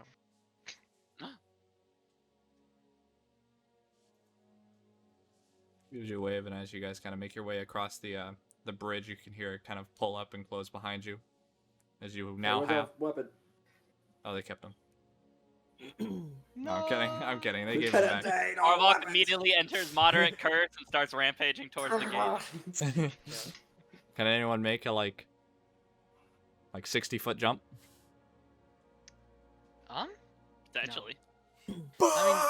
I know like Carvok and Gowan can make pretty big We can, jumps. like, 'Cause they fucking, got really good strength. They can make them big. Toss you. Yeah, toss You're it. gonna have to toss me. All right. Bless you. Thank you. But yeah, you guys are across the bridge right now. With our weapons. So we got. Yeah, we you got have one? your stuff. Yeah, I just forgot to mention Okay. it. I'm giving it back. Thank Okay. God, I was about to kill people. Forced combat, because I want my shit back. All right. Aiden did a great job in there. Yeah. I'm fuck surprised that went so smoothly. I was Well done, scared. everyone. Yeah, maybe I'll watch it on youtube.com/. Scuff rules Mhm. later. Corin, Get what a the whole- fuck the are you whole talking What's piece about? of it. YouTube? Back It's in my connected day, to we that had Google Vimeo. Drive thing. I know. MySpace. I might even like and Me, subscribe. me and the boys, when I lived with the Orcs, we were real big on MySpace. I don't know what. I'm this about to is. give all of you cardiac arrest. No. Do it, Sorry. bitch. I'm trying to tell Disease, them to like and sudden cardiac subscribe. I'm trying to arrest. tell our viewers. I have Come a on, plus it's the 5 to resist plug. disease. Hit me with it. We I are dare viewers. you. All right, so we got sponsorship. Is it just sponsorship or like what's the letter say? Is it like sealed? Maybe we should. Is it sealed? Yeah, it is like sealed with a wax seal.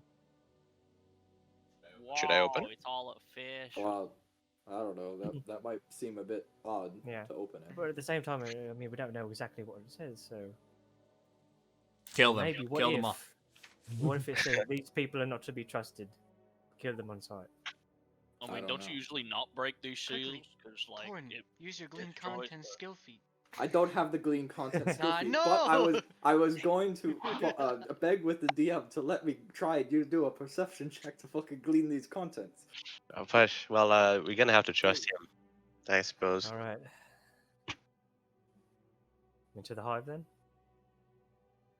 I guess should we do some preliminary planning? Because if it was just Sure. at least if from all the sharing information you told me, if it was just the sponsorship, do we still have to pay for the slaves? Or does sponsorship get us slaves? Perhaps the letter has Okay, more things in. If we Well, have to pay for them, It I mean, seems we like it have just gets our money. foot in the door. yeah, according to him, I think we're probably gonna have to pay for them in some way, but If we okay, I have an idea.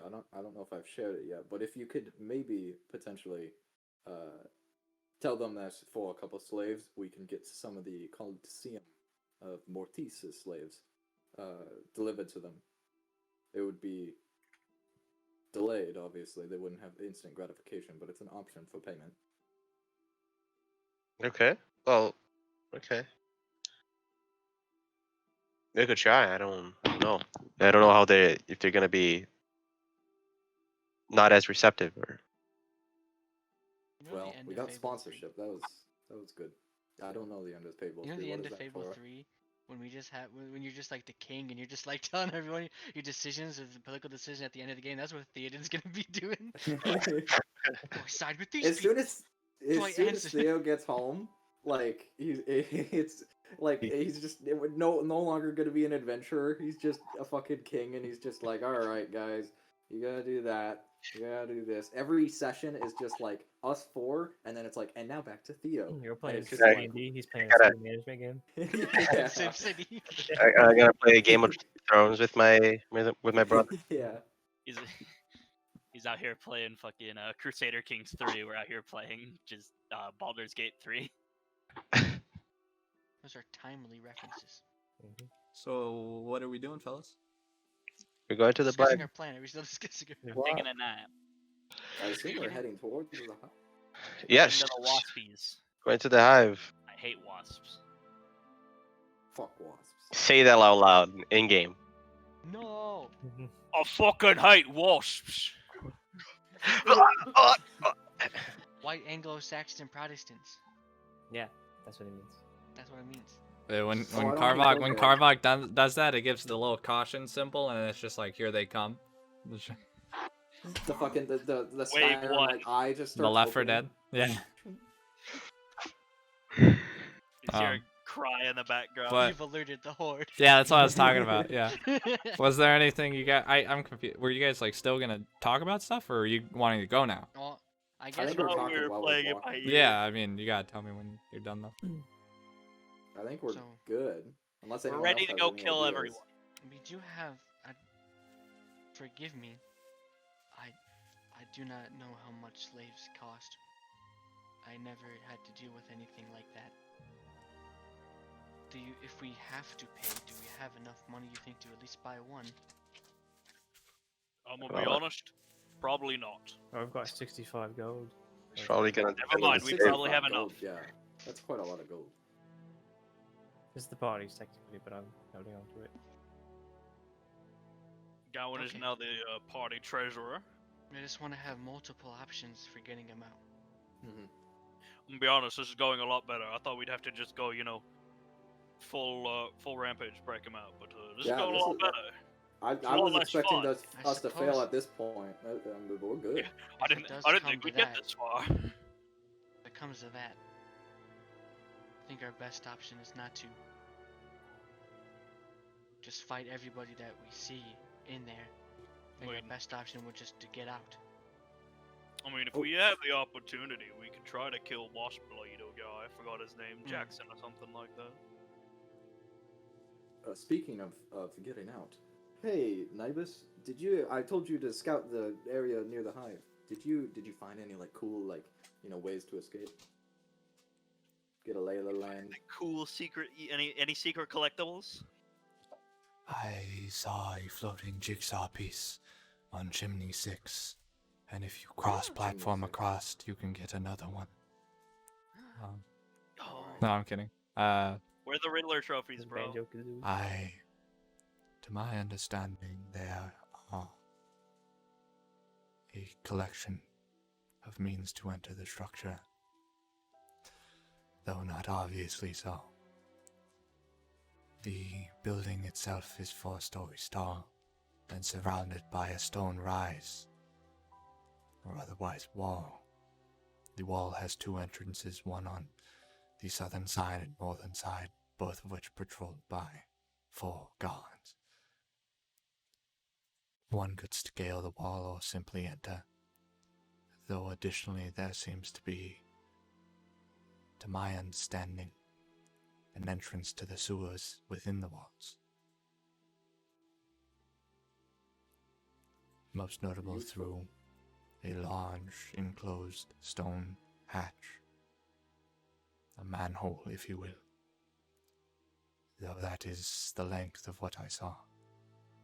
Beyond that, there are lines of decorative cloth ribbons that stretch from the corners of the building out to nearby structures. I imagine they are more for decorative purpose, and I'm unsure if they could support human weight.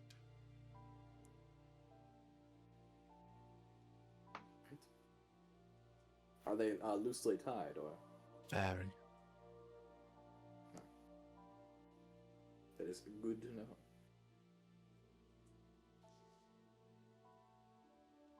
But that is the extent of what I saw. I guess if the party didn't hear, I'll share information of that stuff. Whoa. It's just good to know all of this. Regardless, as you guys make your way through the streets of the west side, you soon enough find yourself approaching the talked about stone walls in a large, almost like clearing to make of like this square clearing that purely makes space for this structure. Smack dab and squared in by the streets and a few like lantern holding like light posts is the tall standing like stone walls that wrap around the entirety of this 4-story high square structure. Black roofed and covered in many black surrounded windows and a very like orange yellowish like paint that covers the entirety of it, giving it this almost like honeycomb like appearance. It has these long stretching rope-in cloth decorative like bands that stretch out from the 4 corners of the building and out to other buildings over the wall. You notice that the surrounding of the wall is like there is a collection of both regular denizens, though a majority of the regular citizens, as far as you can tell, try to keep a distance from the walls. And along with that, you can see that there are the occasional groups of black wasps, and you imagine there are quite a number of them close to the structure. But most notably at the fence gate to enter into the past the wall, there seem to be, you count about 3 of them standing outside.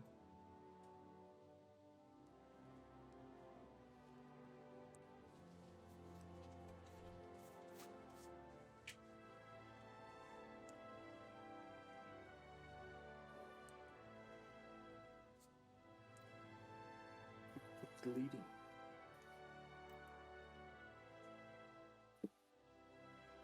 Are we just walking in there?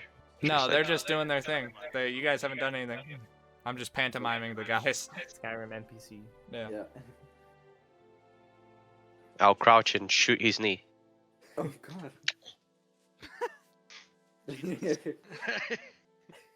Must have been the wind.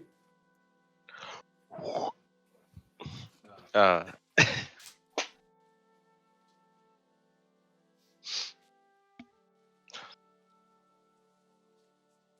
well, guys, Sorry, come on, Theo. You're the one with the letter. um, Yeah, I mean, I I thought would you were just- in charge here. I thought we were gonna talk about like any strategies of like. We did. We did Well, on the way here. All right, sure. We're just gonna go in and hopefully get him out without conflict. My good sir, Yeah. we came here in search of the slaves. I'm a nobleman. Means you got deep pockets, is that right? Oh, that's right. Well, I'm Corin, not sure if you're in the right spot, unless you're looking to deal for high quality. Bidding yards where you want to go if you want to get something special or more to buy. And here we have the fight yard. Bloodiest slave Corin. sport you can see. Corin, please, would you explain to this kind man? I've been tired from this day. Of course, my lord. You see, we have sponsorship from Lord Adamir to enter the premises. We are looking for slaves to aid my lord here. No, continue, please. We're looking for slaves for protection. That's why we came exactly to the fighting pits. We do have a letter and a seal. Give it. I'm gonna whisper to Corin. I think we should probably leave to give the letter to someone more important. I don't feel like that guy's gonna treat it well. I'm sorry, but it seems my lord here is questioning your importance to this establishment. What is your name? And what's your name? Nah, we're trained names now. Corin Arnvale. Corn armchair. I'm Dave Chappelle. Wait, that's an actual man. Hey, Dave Chappelle. Yo, there's Chappelle. It's I'm me. sorry, bro. I'm so I'm sorry, Dave guys. I'm Dave. Yo, I'm funny. I was watching so many of his videos, so I just watched David. I just said You David. just put you're like, I made him name some just asshole. Fuck, I'm sorry. like- Sorry, Dave. No. Well,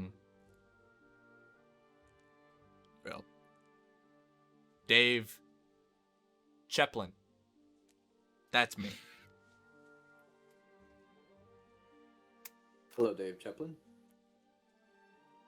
Boy. Now, how about you? Who are you to say how important I am? I'm important, right, fellas? I watch the game. I watch the games. I handle the bidding. You do that shit.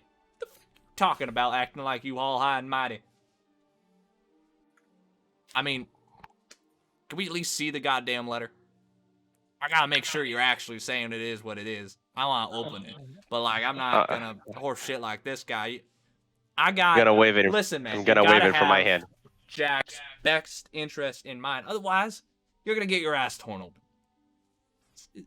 Say some noble, man. That's deep pockets. This is elementary economics. Shut your dumb ass up. But I mean, I'm gonna just show the thing in my hand, and I'm gonna just hide it again. I didn't even get to look at it very long, but man, fuck you. Come, fuck, okay. You see, he just turns around and he's just like, Okay. fucking son of a bitch. Fuck. He's just kind of pushing the gate open. Thank you, Corin. Yes, my lord.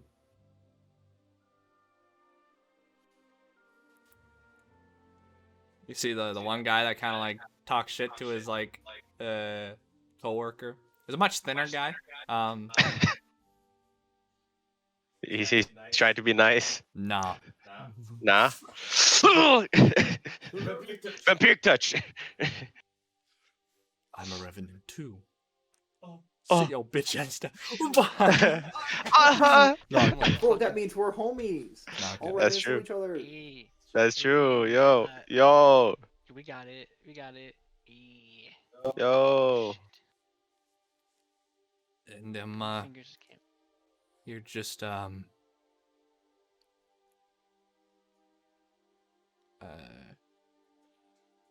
we just walking in? no, Or- hold on. I gotta explain how this works. You're not patrons yet.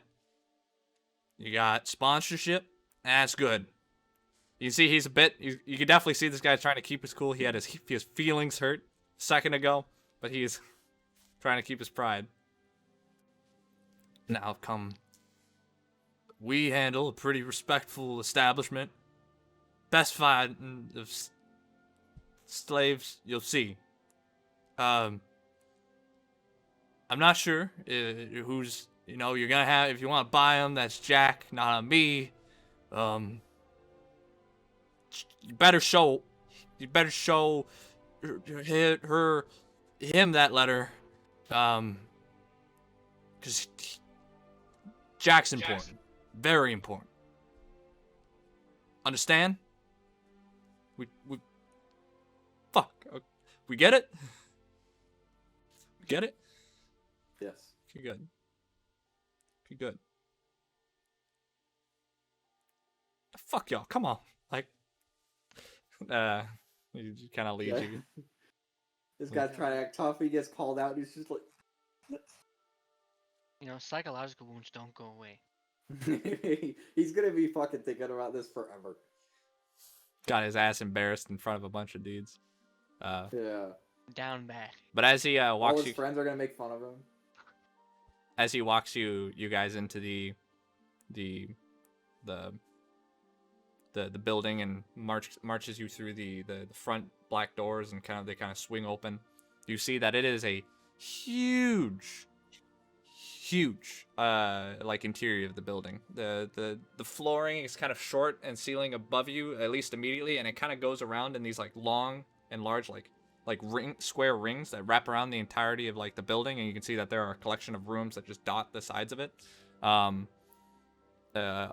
the entire like building is like as you walk into the door, beyond the doors that lead off on the rings of the different levels up, it is almost entirely one large like room. The entire lower floor is covered in dozens upon dozens of round tables with like patrons sitting and kind of like drinking or eating. You can see the people that are like working here or working the tables, along with like the bartending. All of them have marks. You can see as a drink. Actually, bring two, as he kind of like shouts out, and you can see the marks seem to kind of like glow for a moment, and all right, seems to kind of like walk off. But along with that, you can hear in the middle of the room, you can see a large ring of people all gathered around and looking over this what seems to be a fenced in like drop off just in the center of the room. You can see along with that there's like almost small scaffolding in the center of the room for another layer of like people to kind of ring around and look down. But along with that, you can see there is a collection of like bid jockeys and otherwise marching around the ring, and along with that you can hear a bunch of like taste now. Just like people, the sound of people fighting. But you can see your escort kind of like, don't get fucking distracted. Come on, fellas, come on. Kind of marching you through the room, kind of making his way past people, and soon enough he has you stepping up the staircase onto the first floor above this one. Walking around the ring, you can see from the fencing of this lofted flooring, you can see kind of into the pit. It's a circular fighting pit that is easily about 15 feet deep, and you can see what seems to be a brown-haired, brown long-haired like Eldrin man who's currently in like he's armed with like a blunt stick that is currently in a fight with what seems to be like two dogs that are both like that look like starved to the point that they're just like ravenous. The ribs are showing and they're just like jumping at him, and you can see from his stance he's definitely no like fighter. He's in no better shape than like they are, but you notice one kind of lurches forward and bites at his like leg, and you hear kind of desperately trying to keep these like beasts on him as the blood kind of seeps from his leg. But soon enough, you kind of like your escort kind of leading you along the loft. Before kind of approaching roughly at the basically the opposite end of the entrance is a indent in the walling on the first loft where it goes into a double door, and you can see that there is a like plaque sign that says VIP lounge just like above it. And as he kind of like walks up a few moments later, is the guy who's fighting like, still kind of close to us? no. Okay. You guys are on like the first floor above like, or sorry, second floor above like the first, and there's like a lofting for like, you know, like a fence. You can look into the top. Why? What were you wanting to try? I guess that'd be easier to. I wanted to guess a spell on him. What's the range?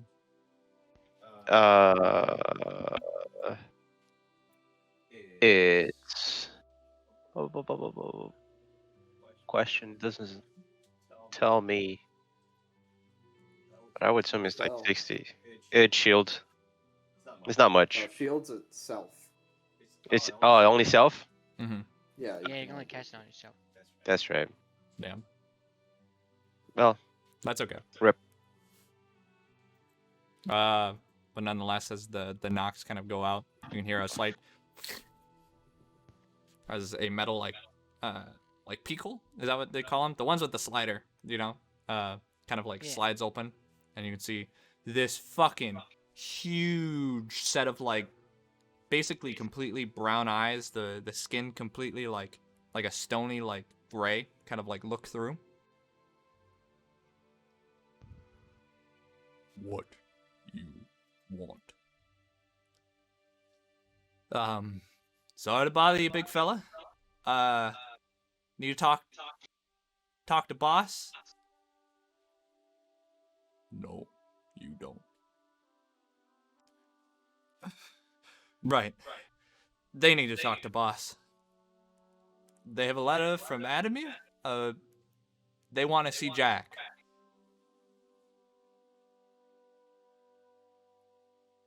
The brown eyes kind of look to over your group. Letter.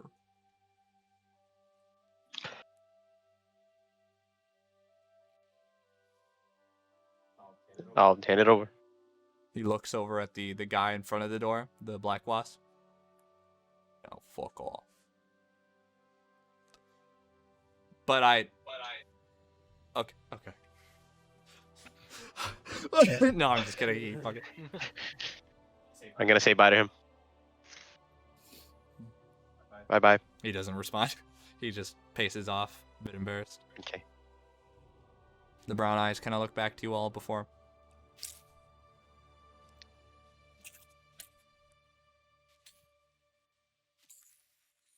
His shoulders literally touching the top of this like doorway as he has to like lean out as his big, almost like oaken arms kind of like spread the door open. As you see standing before you, if I could have anybody with proficiency in nature make a recall knowledge. Ah, shit. Those of you without proficiency can attempt, but it's going to be harder. Just let me know if you're not proficient in attempting. I am untrained and I will attempt. Oh, I guess I can see. But I'm good. These guys got it. I'm like technically trained with clever improviser. Oh. Like, does it just let you treat it as trained or what? Like you get the trained proficiency or what? I'm pretty sure it lets you do trained actions even if you're untrained. Is what the Oh. wording is. Then yeah, then you can do this as a trained, so it's not harder. I am untrained, but I am making a check. Let me see. Damn, I'm not seeing like anybody's rolls. Only like Yeah, my I'm only own. seeing my rolls. Wait, you Cool, can see your I roll? see Carbox rolls. Well, no, like One of I Carbox rolls. can't see like any. Usually, like you can see that somebody rolls a dice, even Oh, if like you I don't see. see them.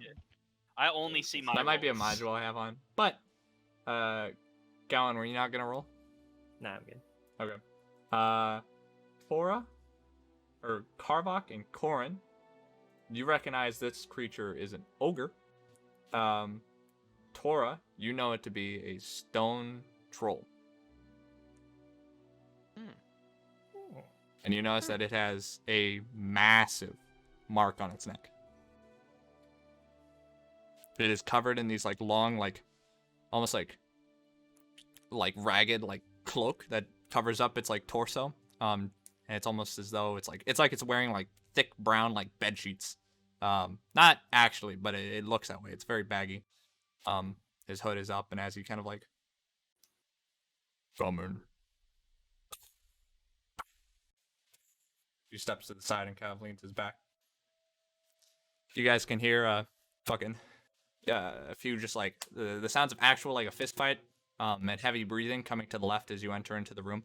Very rectangular room. You can see that there is a very small luxury like bartender currently like mixing drinks. A pair of an older gentleman kind of sitting by the bar, and a very like formally dressed woman as well kind of watch you enter. But as you look to the left, you see that there's a fireplace on the far left side, and two long luxury like velvet couches. In front of them, you can see a human man, basically butt ass naked, in a fist fight against a rather thin like orc. Both of them bloody, extremely so, and both of them with like marks on the side. There's a gentleman sitting on either side of the couch. One of them is like in the middle of like smoking. The other one's wearing like a long like top hat. Steady your feet, Moa. Not like that. Put weight into your punches. Oh, you can see the one on the right side gets a bit flustered as the human individual kind of slams his fist into the orc and kind of like tackles him to the ground. The orc kind of like using his body weight to kind of like roll it over. There you go. No, don't let him get on top of you. No, hold up. No. Roll over. Use your weight. Pin it over. And you can see the other guy. It's like a competition between the two as they're just like, trying to shout like advice to their fighters. They got coaches. They're coaches. You got their trainers. You can see that there is a very extensively an individual that definitely stands out sitting on the left couch, currently sitting smoking from one of those like very long, I don't know what they're called, but they're like those almost like long needle things that hold the cigarette at like the end. Do you know what I'm talking about? Yeah. And he's, Yeah. Corello DeVille think has so. one. yeah. The doors get shut behind you guys as these. No. All right, just get back on your feet, push them up. There you go. Step back. Good. Watch your footing. Oh my god. What did I put money into you for? On. You can see these two guys are just kind of like, you guys are all just standing awkwardly in the middle of this room. The two gentlemen on the couch have not seemed to like notice either of you. Does the fight look like it's gonna end at any point, or does it just look like it's gonna be like a deadlock for a while? You can definitely could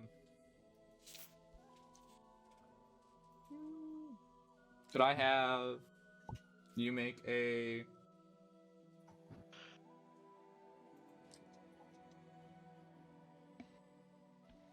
just make a perception check for me.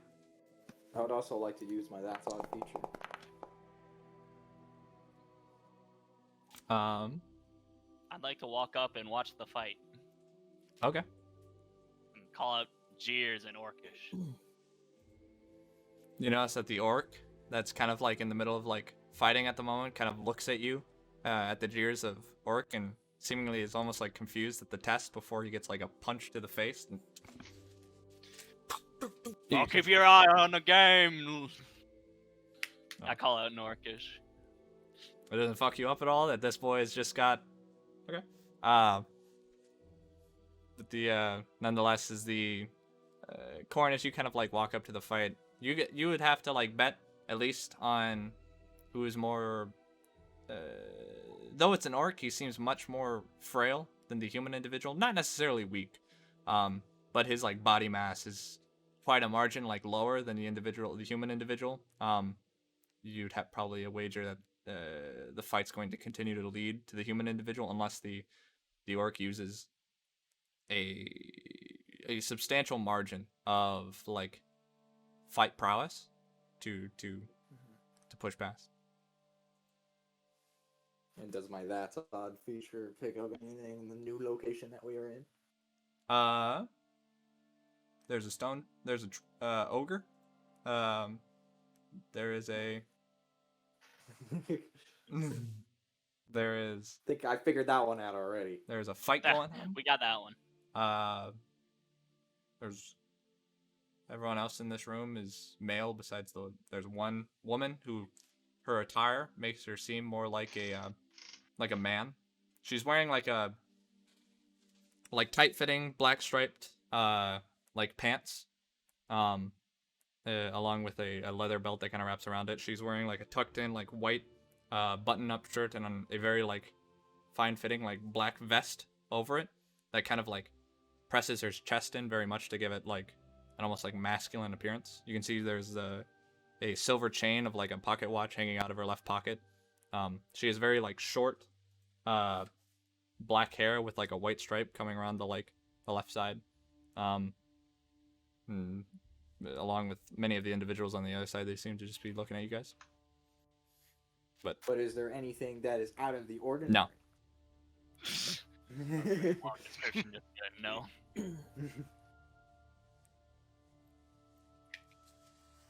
Corin sniffed out that woman real fast. You see the yeah, apparently. you see the one smoking kind of looks over to you guys. Join the fight, fellas. Yeah. I guess I'll watch. Step, punch. That's it. Yes. As you can see, he kind of like gets up and into it as the larger human individual kind of like the orc was dodging a lot of punches, but sadly did not like he tried to retaliate and threw his arm out too much. The larger individual kind of like grabbing the arm up and with these like heavy punches is just slamming his fist into the left temple of the orc.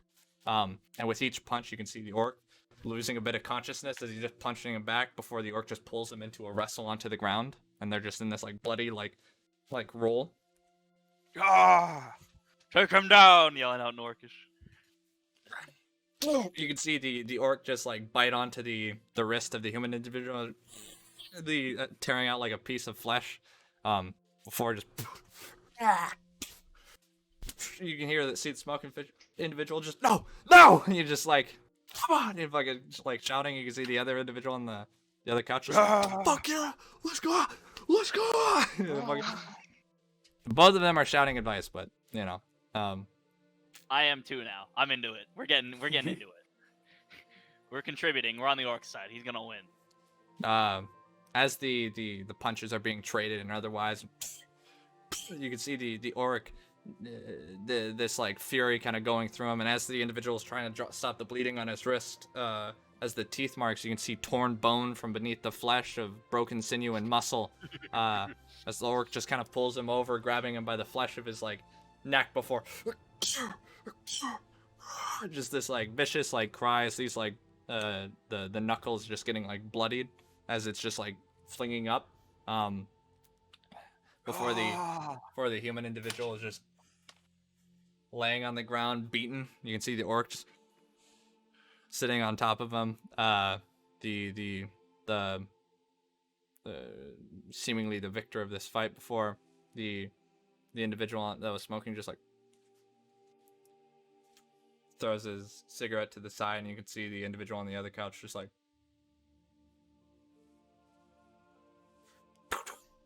throws one of what seems to be a a butter knife to the orc. Go on, finish it. I'm looking to get my money that you owed me 400 gold piece, and you were talking all this shit for Hugo the Big. Or Huno. Juno.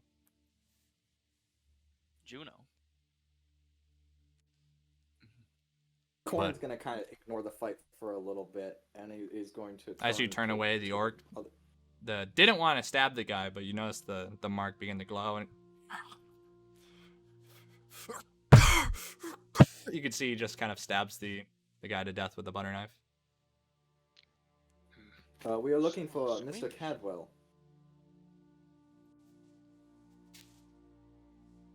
Both of them kind of, even the one on the left that lost and the one on the right just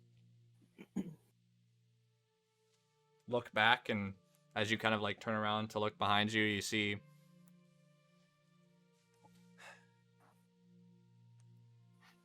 the woman in the room approaching you. So you were looking for me? Yes, my lord here has a letter of sponsorship. Well, I hope you enjoyed the show. And I hope... I have to find the name. Hold it. Well, I did appreciate the fight. It came to a bit of a bloody end. I hope Winston wasn't too unkind with you on your entry. But if, of course, you got a bit of a... I'm sure you understand that this is a bit of a prestigious environment. So if you got the proof to prove that you're supposed to be here, I'd love to see it.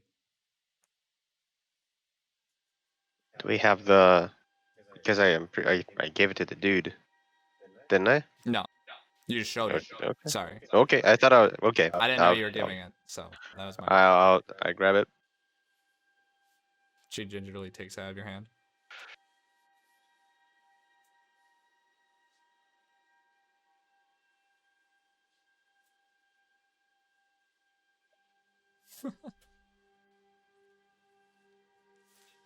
She kind of roils it back.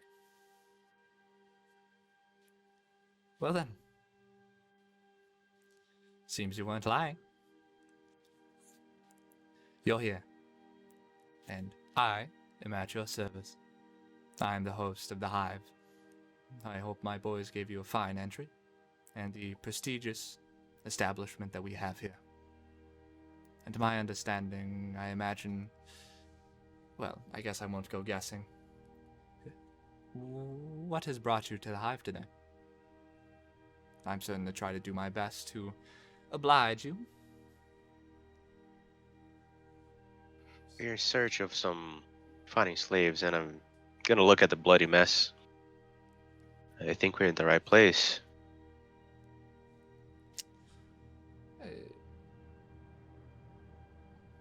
And if you're looking for ones with some sport and testing, then yes, you're in the right place.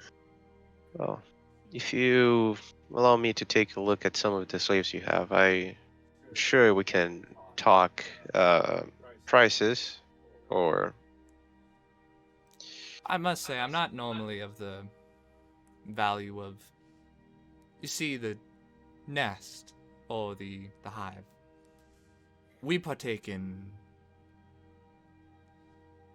the event, the spectacle of what we perceive here.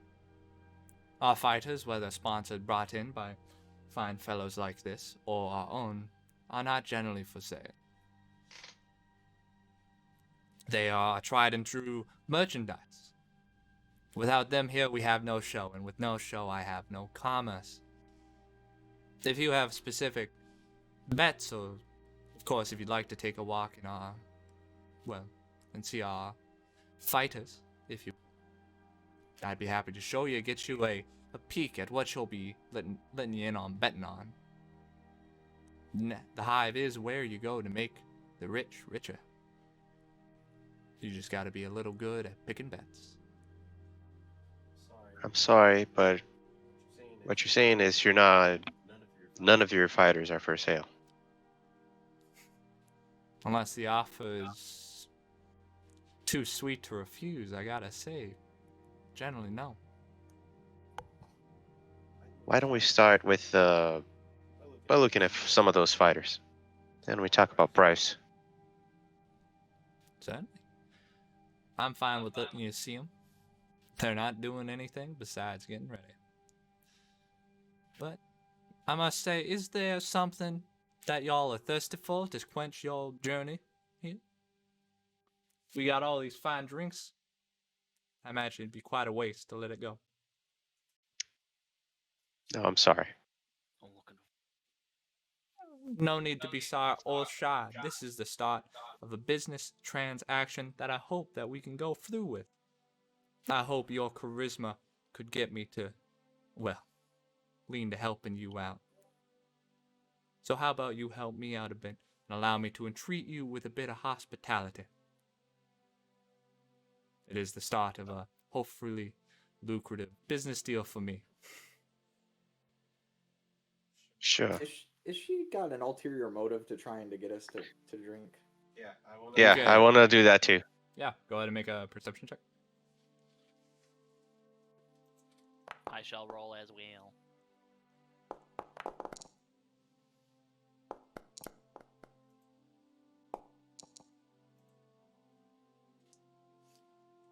Okay.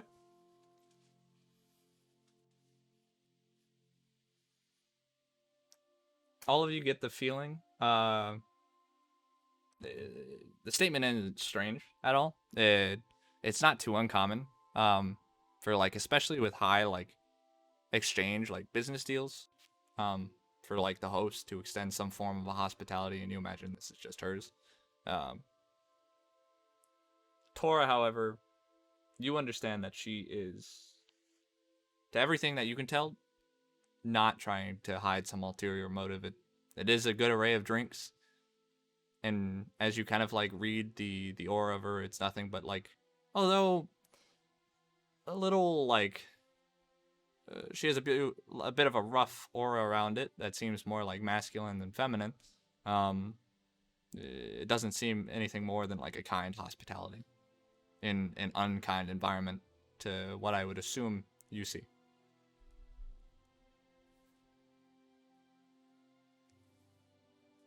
I'm only 17 years old. I cannot partake in the consumption of alcohol.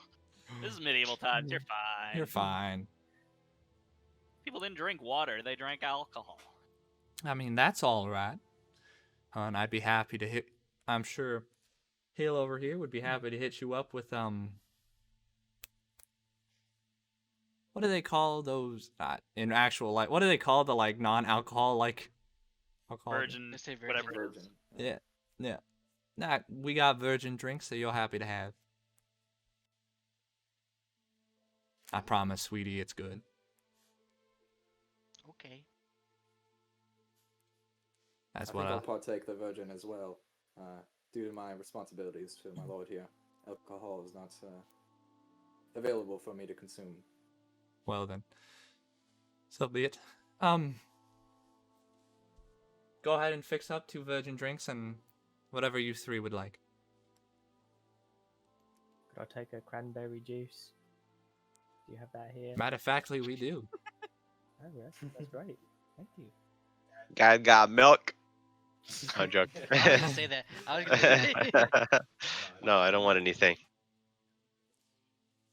You see the host kind of give you this like this like, you know, because it is a bit disrespectful to not deny host hospitality, but you know, it's within you, right? I Let's could get use something poison. Let's Carva? fucking Stiff. go. Carvok, I could what do use you want to something drink? Stiff. Stiff? Water in this Josh. Well, I'd be happy to hook you up with something to really knock your socks off. Something that the Southern Air hasn't quite hinted you in on it. You heard him though. Hook up them drinks. And beyond that, she kind of like walks and stands on the edge of the couch, and as you guys are kind of looking over to her. What I'm really So. thirsty for is a fight. Is there...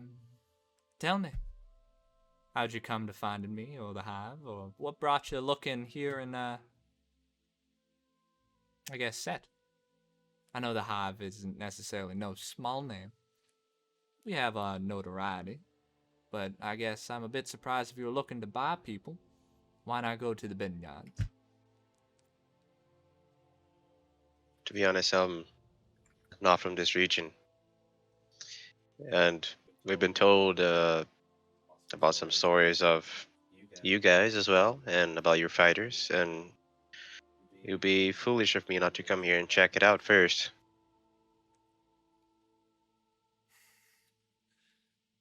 That's awfully true. Oh, speaking of which, she kind of like, you all, those of you that all got drinks, get handed your drinks. And she takes I one as smell well. mine to make sure it's not, you know. Karvok downs it. Okay. Garbok. Got my milk. Okay. My virgin milk. I got my Wito virgin milk, boys. Off to see the merchandise. She drinks it and sets it back onto the platter. Drink your Little milk. sippies. Okay. One by one, you all set your empty glasses onto the platter. Unless y'all trying to do something sneaky, I guess. Mine didn't smell poison. You can make a perception check, I guess. Alright.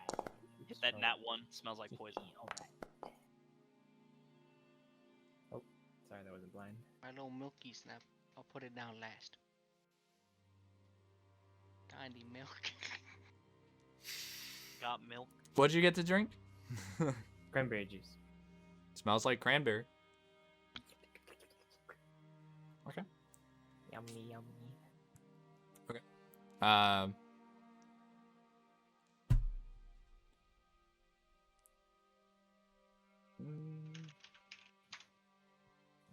All right, and then, nonetheless, as he takes the platters back, you can see the individual kind of like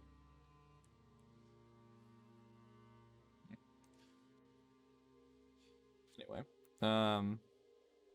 Well, without further ado, I imagine there's a collection of things that or answers I hope you can come to. But no point talking here. Let's go see what you were wanting to see, shall we? And you can see she kind of like steps out. Winston, the door, please. See. Right away, ma'am. Oh, right away, sir. The door kind of like opens. Before, as you all walk out, following behind Jack, you see Winston kind of like fall in line behind you. And as you all walk out onto the edge of the platform, you can see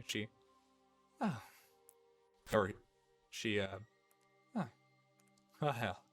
Seem like this fight's coming to a conclusion. If you want to see another one end, as she kind of gestures down, you can see, you can see the dogs are like ripping the Eldrin man alive.